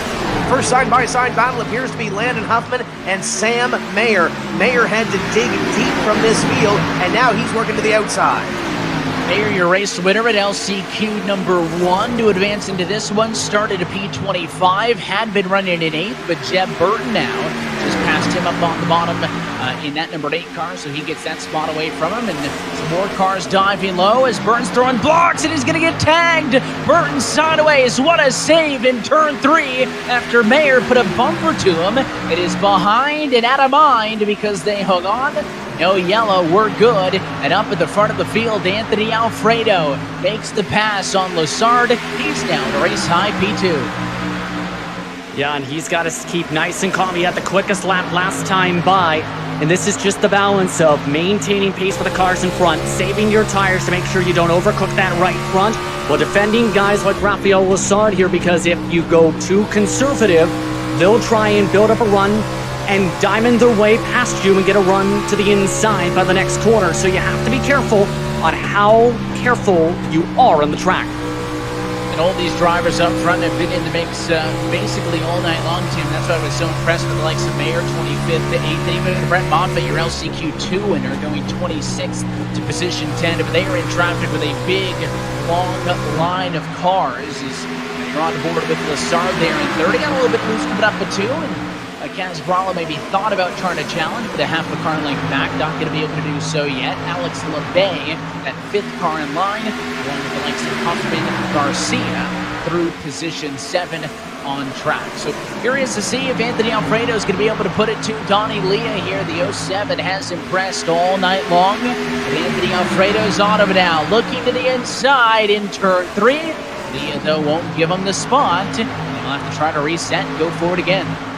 That battle for the lead heating up. Keep an eye on the battle for 4th as well. Alex LeBay continues to flash the nose on Kaz Brala. They're all in the same lineup here, Evan. You look at 8 cars, nose to tail for that top position, led by Donnie Leah. And you kind of look over at the scoring pylon right now, and you see about 12, 13 cars or so. We lost a fair amount of cars on those last 2 cautions. So we're starting to see the field trickle down a little bit, field becoming a little lighter, and these drivers may be able to get into a rhythm a little bit more as you ride on board with Donnie Leah looking back at that field. 8 cars in front and a little bit of a separation from 9th on back, and then you see a little more separation in behind as these drivers begin to move towards the front of the field, getting closer to that halfway point. Right now, 16 cars scored on the lead lap, but those back 3 beat Martins, Briscoe, and Light, all pretty damaged from incidents they've been in. So in effect, you got about 13 clean race cars left, and it has an effect of the race it up front because it is as good as it has been all night long. Lap traffic now coming up. The 74 Machina Bailey Curry going to stay high, and race leader is able to safely snake on a by down on the inside. Justin, the one thing though now, as drivers wreck out of this race, that is that it's going to lead to the increased chance of maybe this race going green. Yeah, absolutely, and that's what drivers have to think about. They're still outside the fuel number, though, by at least 10, 15 laps or so.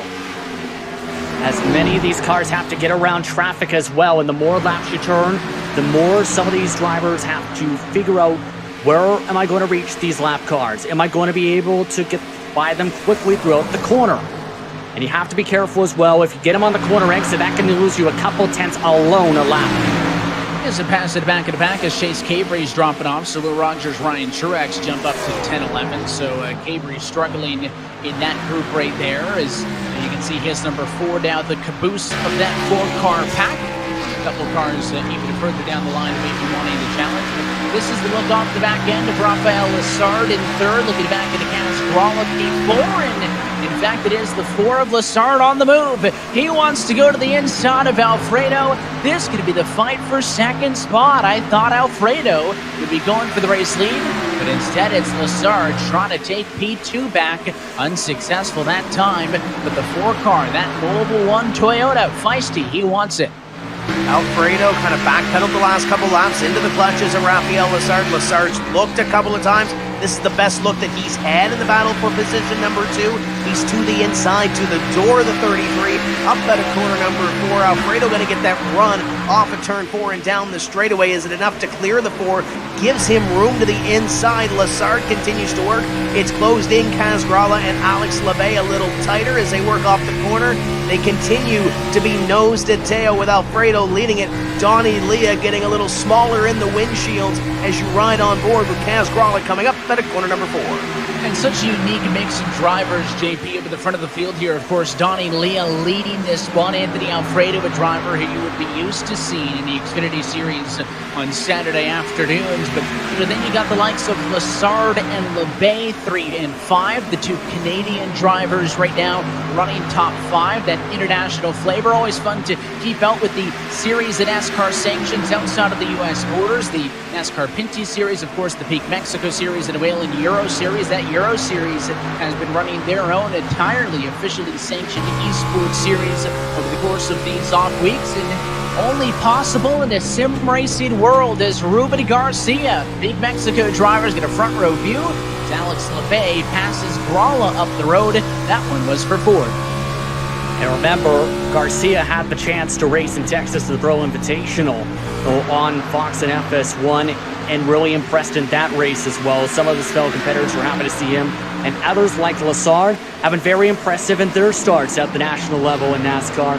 Very impressive drivers amongst this top 7, and as you said, very, very diverse amongst their backgrounds and racing careers so far. Bit of lap traffic that your race leaders are able to swerve on by. That's going to be a consistent trend now for the end of this race as drivers trying to stay out of trouble, avoiding those lapped cars who have been giving a lot of space, moving up to the outside and making sure your race leaders have plenty of space to get on by. And of course, the role of that shuffling of positions, this battle for the race lead amongst 1, 2, and 3. I think these are the drivers emerging as the class of the field. Leah, Alfredo, Lassard, they've opened up a bit over Alex LeBay and company. Those top 3 are trying to scoot away. And they'll come up on the 98 car to put Briscoe 1 lap down here. The 07 of Donnie Leah leads, but I kind of like the idea of the 33 of Alfredo. When we talked to him a little bit earlier, and he said he did all those official races. This race, and I don't really want to say it, Evan, and jinx it, but it has a green flag look to it with a couple of drivers falling out of this event. So if he did a long tire run in a couple of those races to that 50 lap mark, he's going to know what he has. Maybe not necessarily what Donnie Leah has, because Donnie might have run a few different races or a few different test sessions, but at least Anthony knows what he has as they put a lap on Stephen Light. Battle in behind as they go side by side. Jeb Burton to the inside, a little more contact down into corner number 1 with Sam Mayer on the outside, but these drivers kind of know what they have. I kind of like these top 3. I think they're still pacing themselves a little bit. These guys back here, though, may be using their stuff up a little more. Yeah, they're door slamming for the high teens and whatnot. As you can see, 11th and 12th position. There it is with Burton and Mayer. And their race cars were relatively clean until that point. They're going to be working around the traffic just like everybody else. You mentioned Stephen Light. He was running back in traffic with Kraus, Briscoe, and Bijeski. And Briscoe was joking over the radio that it was the race of the modifieds back in the pack. All those damaged race cars that have lost those front clips, and some of them that have lost the hood. So that is what your race leaders are dealing with, in addition to the battles for position.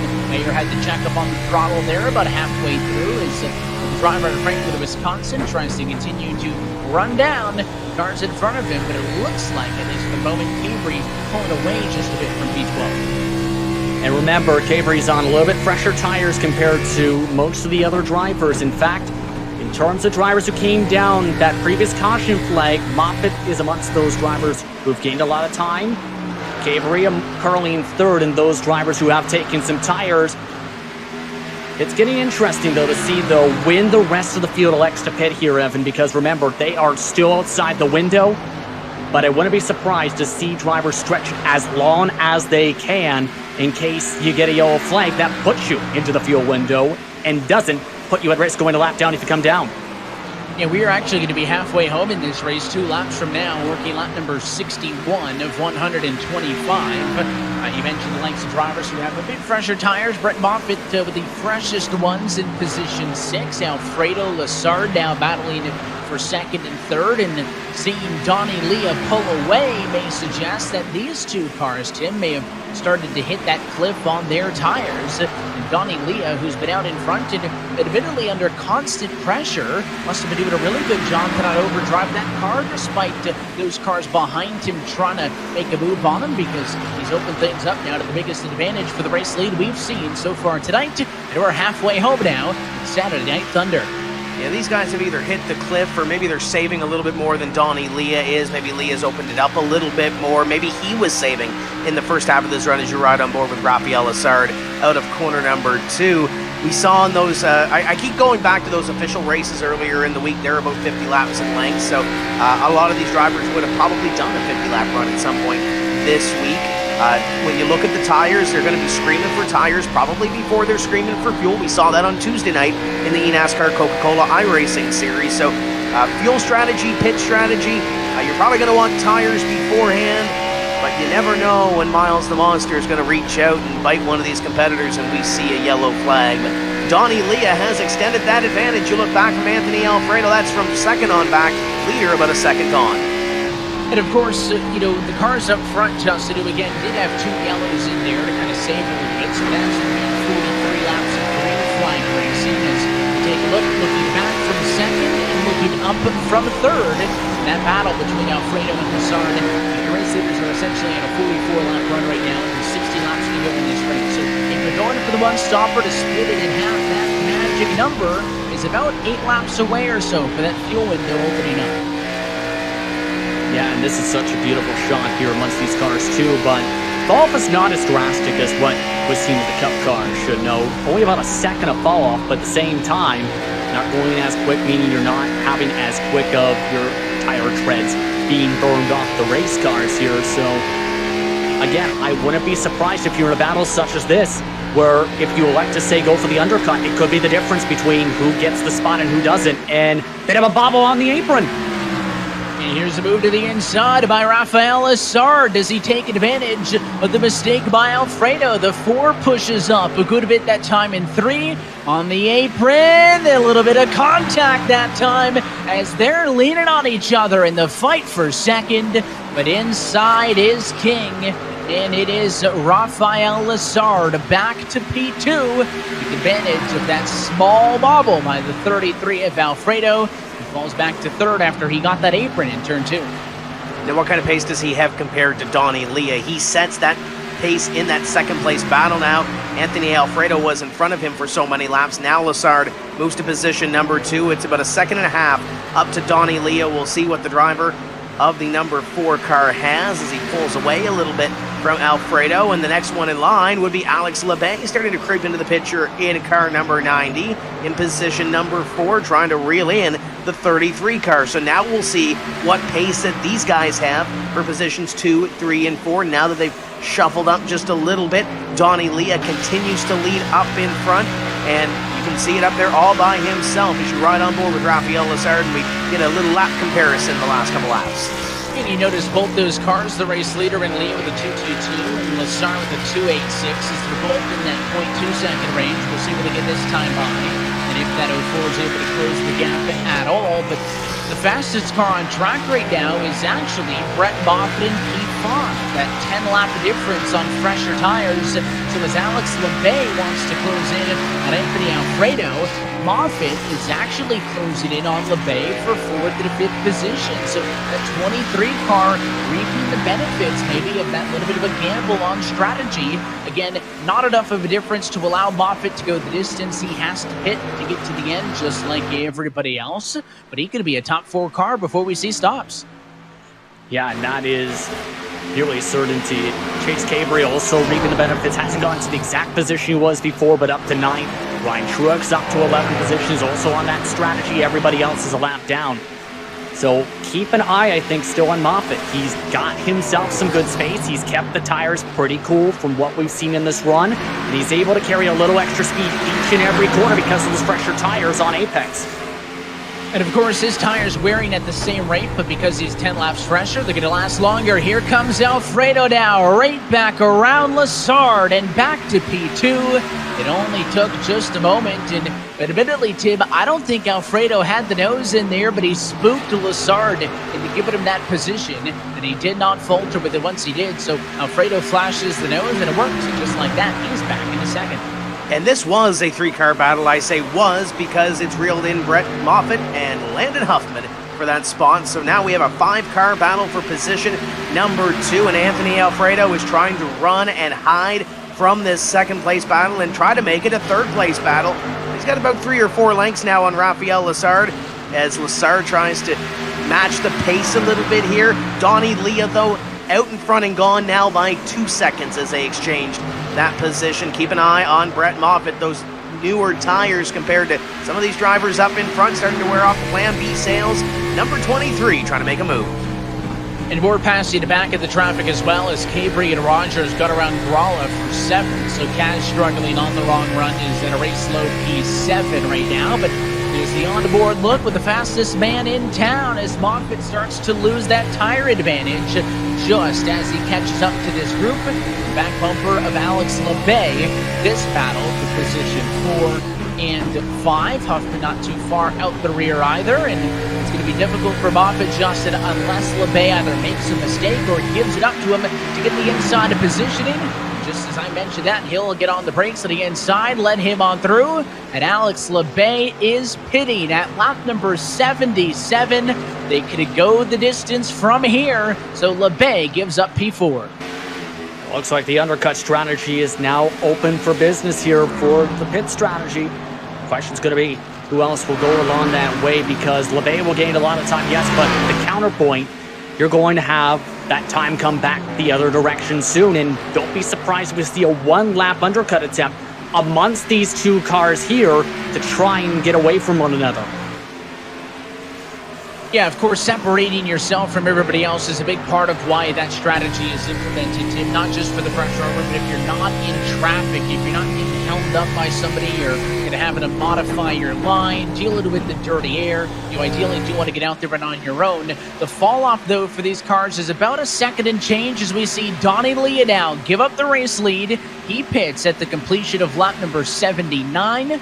Now Anthony Alfredo assumes the race lead, but Leah's fastest lap of the race had been a 23.0, and he was running about a second and a half, about 1.4 seconds slower than that. So you're immediately going to start being that much faster every single time around than these cars, who are still not yet down pit road. So there's a battle for the lead between Alfredo and Lassard again. And looking at the pit stop strategy, these drivers that are pitting now are kind of splitting that run. If they pitted on lap 22, 23, we're on lap number 80, 81 right now, 45 laps to go. So the run that we were on a little bit longer than the run to the finish for those drivers. And obviously with these drivers that are on the racetrack now, the longer that they go, the shorter the run that they're going to have to the finish if this thing stays green to the end. Anthony Alfredo, Rafael Lassard battle. Garcia is down on pit road, so we're starting to see a majority of these drivers down. I would anticipate Moffitt to stay out a couple extra laps, maybe lead some laps here before he comes down onto pit road. Well, of course, he does have that advantage, so he can go a little bit longer, but only with 43 laps to go. Brett's been on these tires for 49 laps, so it's not like pitting now would be too early. It would not be uncharted territory. But interesting, I find that the likes of Alfredo and Lassard are staying out, as you can see Ryan Truex onto the pit lane there in his number 40 machine. The Marquise Chevy is down and in. And service being completed as there you see Anthony Alfredo. He's going to pit from the race lead, which means for the first time this evening as he's got company in Huffman. And I believe, one car's in the tires, though. That's Rogers, right? Yes, it is, and this is a very difficult pit lane, remember, to enter here, where you're trying to transition from the banking straight down to the flat on the apron. Looked like Rogers may have carried too much speed and got himself stuck in those barrels. Unfortunate for him, having to take the tow truck, as everybody else coming down for the tires except for Lassard, Cabri, and Gralla so far. Yeah, Tim, what we normally see here is cars getting sideways, hard onto the brakes. You're going to get down to pit speed here of just 35 miles an hour. But I think Rogers was actually too timid with that, just did not slow down. The car wouldn't turn and he ended up at the barrels. That's something else that we saw on Tuesday in the Coca-Cola iRacing Series, is side-by-side on track on the inside. Alex Labay, I believe, trying to make his way through. And there is Rafael Assard giving up the race lead. But we saw the likes of Bobby Zelensky, the points leader in that series, defending champion Zach Novak, the best sim racers in the world, mess up on pit road. And it was a matter of time until it happened tonight. And Capri missed pit road. The four car entirely. Oh, that's huge. So he's going to go all the way around, Tim. At least he avoided the barrels, but that's going to basically throw this race away for Chase Capri, and that's an experienced iRacer. Yeah, you just mentioned the benefit of coming down and being a little more aggressive coming onto pit road instead of being timid. But if you are aggressive and you do miss your line onto pit road like Chase just did, you have to come down again. You lose a ton of time, and Chase cannot afford this if this race does go green to the end with no caution to help him catch up. Here comes the 29 at Kaz Gralla to the inside of Stephen Light. Kaz Gralla is your leader, and you looked on the side there, he last pitted on lap 22. Everybody else has been down on pit road, so Gralla all by himself, and he's going to stay out on the racetrack for one more lap. He'll complete 88 on the speedway. And for a moment in time, as he passes Chase Capri, who is on the pit lane for service, Kaz Gralla right now is the only car on the lead lap at Dover International Speedway. So that hot scream, the spicy ice cream, Chevy Camaro's getting the TV time out in front. Kaz started 7th in this race, but kind of before all of this pit strategy kicked off, he actually found himself more so back in traffic. And the car that you're looking at now is Alex Labay, who is the net lead car. And in fact, no surprise, we talked about the undercut Justin. He got the fresh tires sooner. He pitted 11 laps ago, whereas Alfredo in third did it only 5 ago. So that's how Alex Labay has leapfrogged those cars and has become the net race leader. His advantage over Alfredo, about 4 seconds. Again, right now, that's for second and third, but that will become the battle for the lead once we see Kaz Gralla pit, who has been out there, by the way, for 70 laps. Yeah, but here's the thing for Labay. He's losing about 2 tenths of a second, we would rather say, to Alfredo alone each and every time. So if you're in the case of Kaz Gralla, you are hoping for a caution flag, because at the moment, you see the left side pylon, everybody else is pinned the lap down, and with how many laps a lot of these cars have turned, Devin, that might be huge in terms of coming away with massive track position he didn't have before this. And of course, he's hoping by that short pit that he gets the track position. He knows he's going to be at a tire disadvantage, and then is hoping that Alfredo kind of burns up his equipment as he chases him down. So you can watch those two battle for second and third. But yeah, I think that's kind of the idea for Kaz right here, Tim, is if you get a yellow, you are sitting real nice and pretty. Because he is literally the only car on the lead lap of the 16 that are still in this race. When he pits, we'll probably go back to about 10 or 11 on the lead lap, but Kaz Gralla getting some lap lead up front. And just a note, Donnie Leah sped on pit road exit. He had to come back down and serve a black flag penalty. So he was so dominant early. He's now trapped 3 laps down, and will be 2 laps down once this cycles on through, as Alex Labay passes the Kaz Gralla machine, unlaps himself. Here comes that 07, and Donnie Leah will get one of his laps back. But man, what a tough break for Donnie Leah. Was so strong earlier as Kaz Gralla nearly hits that wall off turn 4. Yeah, self-inflicted error for Donnie Leah there, who is going to unfortunately take himself out of this and probably be tracked at least a lap down. Who was one of the best cars all night, seemed pretty untouchable for the most part out in front. Winning in the heat race earlier on. It started on pole for heat race 2, finished third, but of course did real good in this one. But unfortunately, his night basically comes to a close like this. And we talked about the concern of tires as Alex Labay just unlapped himself. So did Anthony Alfredo. So they are now technically no longer a lap down, and that's why you'll see a time for them. Kaz Gralla is going to be lucky if his tires hang on, because he is way, way deep into a run. again, the tires need changed before you need more fuel.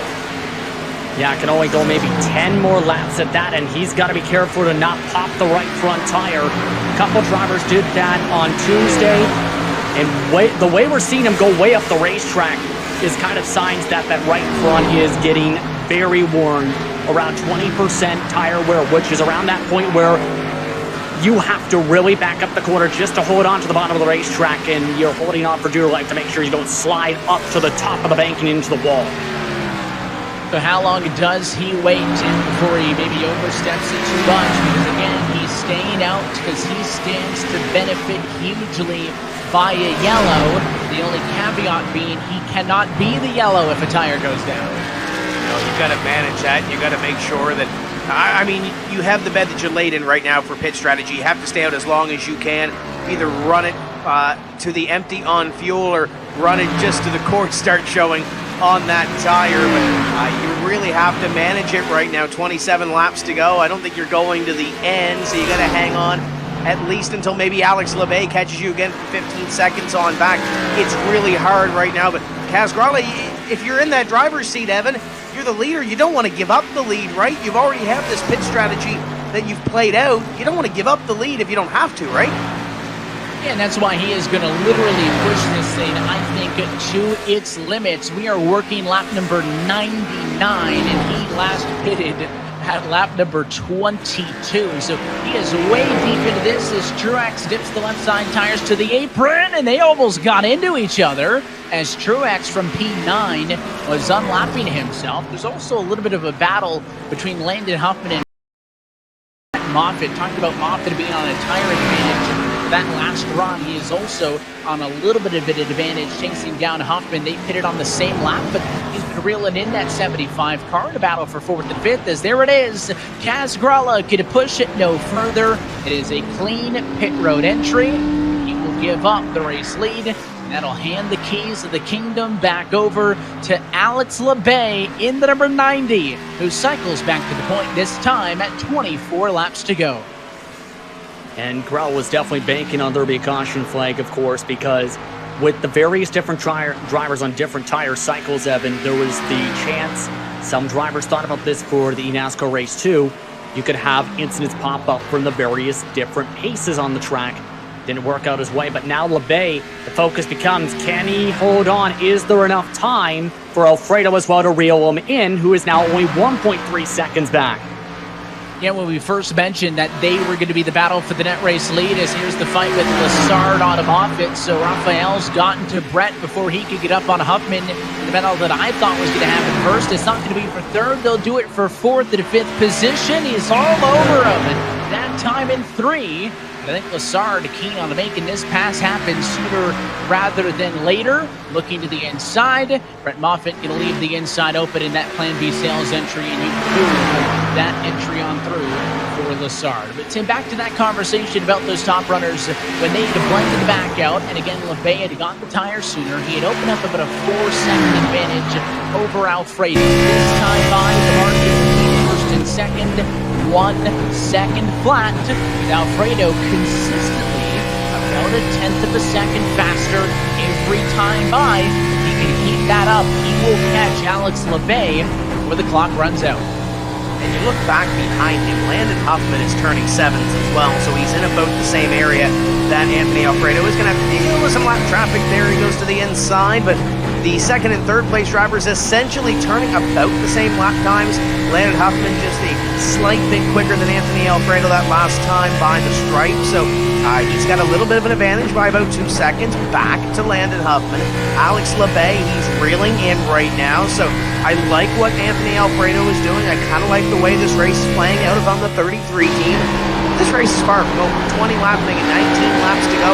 There's a lot that can happen here at Dover. You're still trying to navigate some lap traffic. You're still trying to piece your way through and also manage your race to not burn up your tires in the final 20 laps of this one. But Anthony Alfredo is coming. He is, and that's the onboard shot with him. Top of your screen to bottom right is the off the bumper with Alex LeBay. And as he continues to lap it around, you can hear him slide at the tires as he drives it in hard on entry.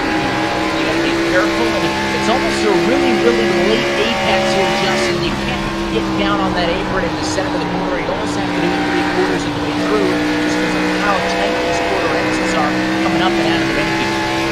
And remember, these drivers as well on a 6-lap difference on the tires. LeBay with the older set as mentioned. Some of the other cars in these battles, such as for 3rd and 4th, they're on the same tire cycle as Alfredo. And the more they fight, the more time they're going to lose to the 33. So they have to sort themselves out.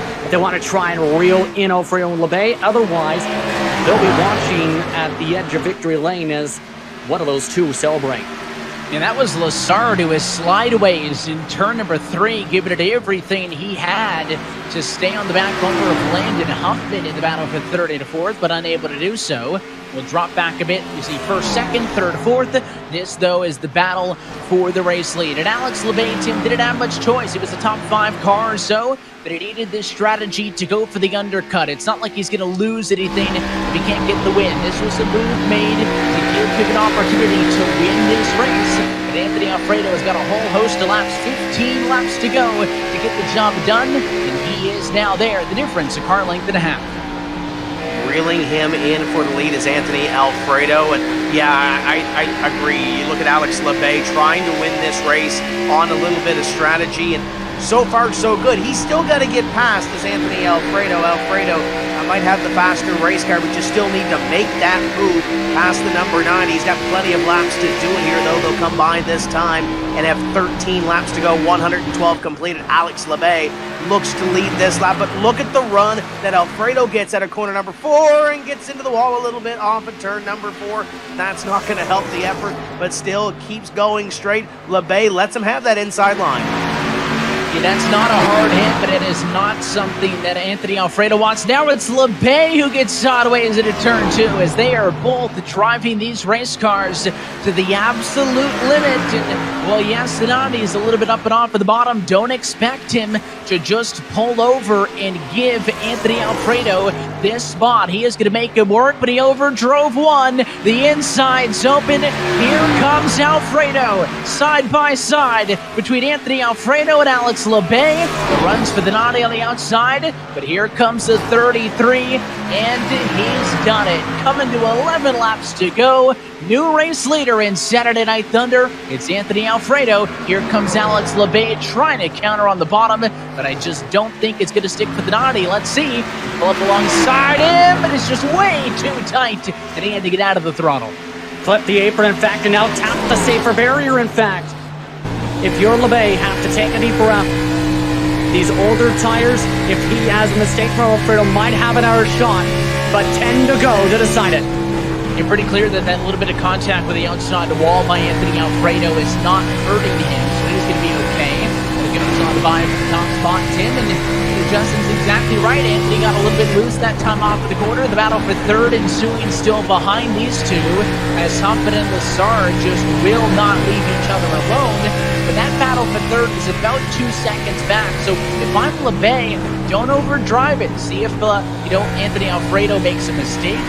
Worst case scenario, if you don't tear up your equipment, finish P2. But if you continue to overdrive it like he did there in turn 2, then you may be falling back into the clutches of those two behind him. You know, keeping an eye on this battle. Oh, there's the send on the 75 of Landon Huffman. Raphael Lassard, I was about to say he did everything but move him in the last 10 laps, but Raphael Lassard lays a bumper to him up to position number 3. And look at the battle for the lead. Here comes LeBay. And LeBay is going to come back on it around through. He passes Anthony Alfredo. So it was a near miss with Landon Huffman, who a big save means that this race could stay green. If those two wrecked, you probably would have seen a yellow, but we are not done up front now because LeBay took it back from Alfredo. It was a mistake by the 33, Tim, at turn 4. Here he comes back down the bottom, though. Anthony Alfredo wants it from LeBay. He's got the advantage to turn 3. And an Audi car not going to go away. And Anthony Alfredo bobbled and collects it back up. He's your leader this time. 6 laps to go. And it was a mistake before that allowed LeBay back in front. But again, those fresher tires popping up 4/10 quicker. Last time by LeBay with a big bump off turn 2. He's driving real hard, and even up in front of him, Alfredo got right up against the outside wall and nearly wrecked that race car as well. Lap traffic, hopefully not going to be a factor. The race leaders have about a half a straight till they see the next lapped car. It would be Jeb Burton, then Donnie Leah. Those drivers, I'm sure, could be asking their spotters to let them know to get way out of the way as Alfredo starts to pull a bit of an advantage. You see back there to position number 3, Rafael Lessard, a tenth to a tenth and a half quicker, had that move and made it a little bit late, I think, Evan. He's going to run out of time to catch these drivers in front of him, but he's definitely one of the faster cars in the top 3. Anthony Alfredo, though, now pacing himself and pulling away from Alex Labay, and if Labay can pace himself, he'll likely come home with position number 2, but Rafael Lessard driving the wheels off that number 4 car coming down to the final few laps. Here's Brett Moffitt now with Landon Huffman. Huffman had that slide, and Brett Moffitt trying to take position number 5. Yeah, there's nothing that Landon Huffman can do late in this race to get away. He just had that contact with Lessard, and now it's Brett Moffitt on his bumper at a battle for P5 and 6. This all going on. You can see the left-hand side of your screen, about 3 seconds and change off of that battle for the race lead. This time by, though, going to be Popsicle 6 in the air as Anthony Alfredo sees 2 laps to go. And many of these drivers are going to be happy with some of their performances. It's a question of what if for some of the others. But Anthony Alfredo been quick all day long and all night long, Evan. Now just about a lap away, about a mile away from victory. Talked about driving in these Xfinity Series cars as Alfredo comes up to take the white flag presented by iRacing. He made his Xfinity Series debut earlier this season in Fontana, and he is going to represent well here tonight in the virtual world. The final time down the back straightaway for the driver out of the RCR stable, Anthony Alfredo. Oh, so good on the long run. He'll come out of the final corner a little bit sideways, and Alfredo wins Saturday Night Thunder at the Monster Mile. And at the end of that one, Rafael Lessard and Chase Cabry were both storming up to the front of the field, but Lessard has to settle for position number 3, just a couple of tenths behind Alex Labay. And Cabry and Huffman as well, putting on a show at the end, coming home with top 5 efforts, but congratulations to Anthony Alfredo as we take a look at the replay of what a battle these guys had up front. Yeah, watch the wheel. Look at that all the way. That's 90 degrees to the right coming out of turn number 4 on the final lap. Just about threw it away. But now the wheel's locked to the right, the good kind, because he's celebrating on the front straightaway. The burnouts for Anthony Alfredo is your race winner in tonight's Saturday Night Thunder 125 from Dover. Let's take a look at our iRacing.com full race results tonight, as it is the driver out of Ridgefield, Connecticut, who ends up on top. Alfredo holds off Alex Labay. That late race pass once, twice, and 3 times as those two exchange that lead position several times late. Labay finishes a second back into P2 as Lessard closed in for a P3 result. Chase Cabry and Landon Huffman round out your top 5 with Brett Moffitt there in P6, Ruben Garcia and Ryan Truex quiet in 7th and 8th, with the final drivers to finish on the lead lap with Kaz Gralla in 9th and Donnie Leah P10. Jeb Burton 2 laps down in 11th position tonight. Sam Mayer 3 laps down in 12th position. Then Will Rogers, Chase Briscoe, Stephen Light. Then Tommy Joe Martins round out the top 16. Derek Krause quietly in 17th. Bailey Curry in 18th. Ty Majeski, a DNF in 19th after being involved with the big one in the back, with Christian Eckes rounding up the top 20. And then these drivers had some tough luck at the back of the field. Noah Gregson, Josh Berry, Drew Herring, Todd Gilliland, Tyler Ankrum, and Ryan Vargas complete your field. And Evan, those drivers had some tough luck early, but they were names that were fighting up front early during those heat races in the last chance qualifiers. Yeah, in fact, only about 6 drivers who started inside of the top 10 finished there. There were a lot of big movers through this race as well. One of the names that was up front all night was Anthony Alfredo, but at the end of the night, he puts his number 33 Chevrolet in victory lane. Let's talk with the driver of that 33 on the radio now, as it is Anthony Alfredo, Saturday Night Thunder winner from Dover. How's that sound to you?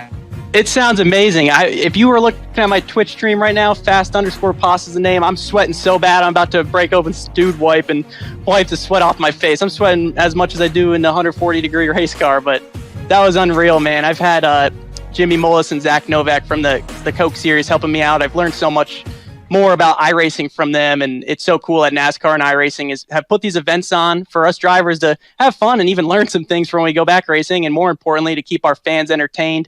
Esports is so important to me, so to see these events is cool, and to win one is definitely huge, man. It felt like real life to me as far as the meaning of it and how hard it was and the intensity, the emotion. So that was cool, and the most important thing is having Wally Yoakum's name on this race car and having it painted just like the aircraft he piloted, and the military. I'm thankful for all our veterans, especially him. I'm so proud to park it in victory lane for him and his family, and everyone at Rich Childress Racing, all our partners, and just trying to have a good time and get some great exposure while we're not at the racetrack. But we'll be back soon, and this is definitely pretty crazy. It feels awesome, and I hope I sound better because someone told me I had my webcam mic on before, so I probably sounded horrible in that mid-race interview.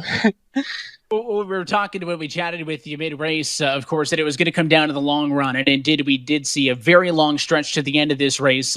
LeBay goes for the undercut, and he pitted about 6 laps earlier than you did, and of course, by staying out, you gave up some track position after the stops, but you were able to chase him down, eventually make the move, and at that point, we're kind of thinking, all right, that's it.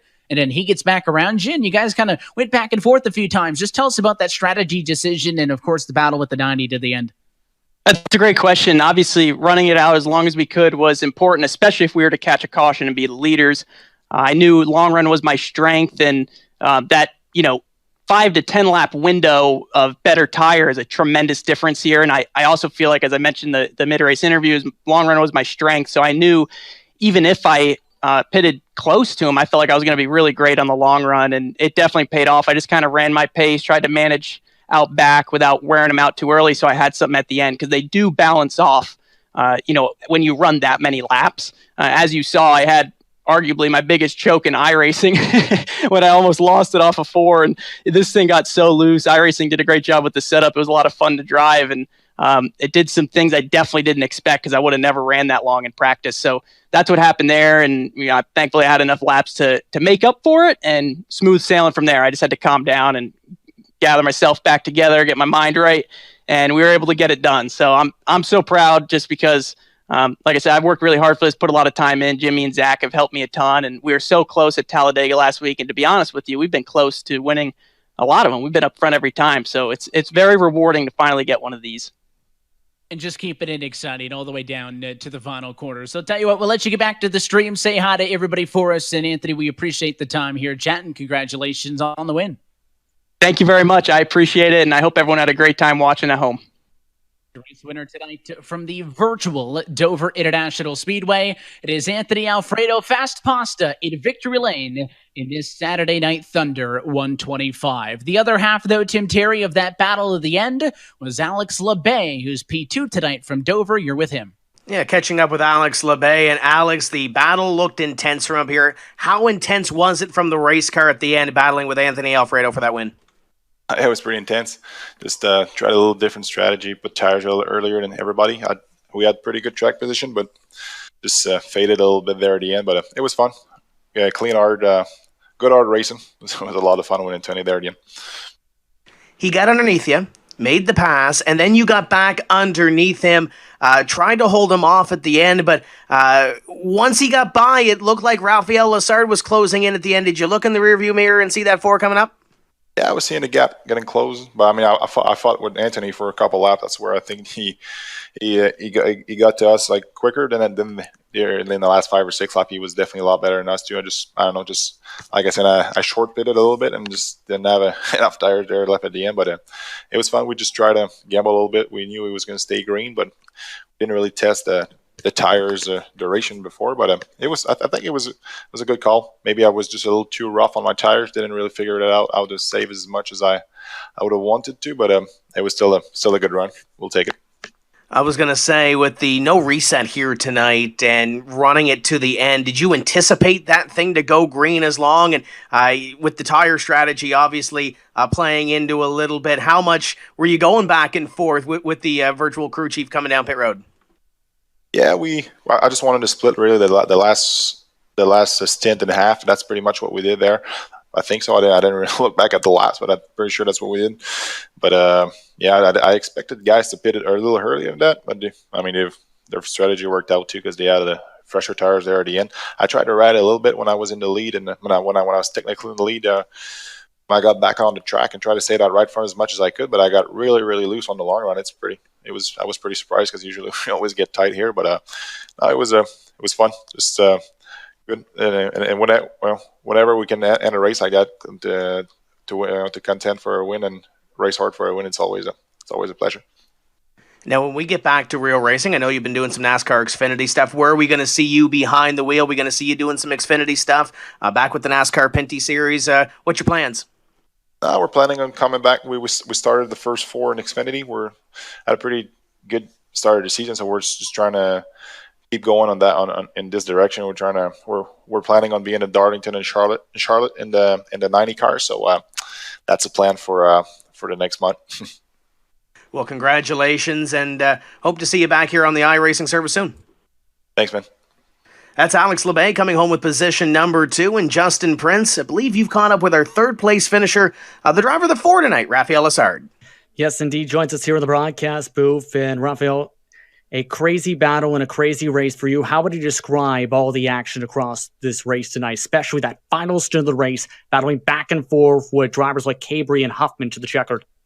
Yeah, it was a lot of fun.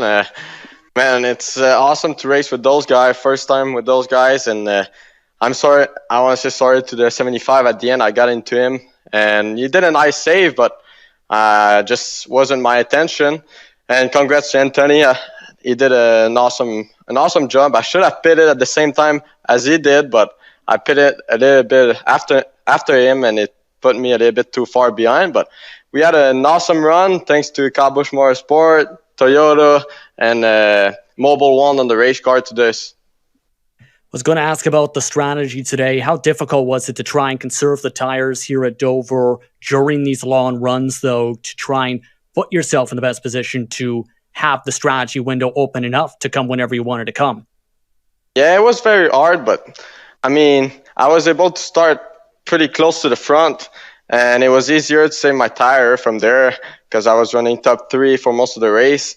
But at the end when we pitted, I think we should have pitted a little bit earlier because I pushed so hard the last couple laps after we pitted to get those positions, and I think at the end I just ran out of tire just pushing too hard.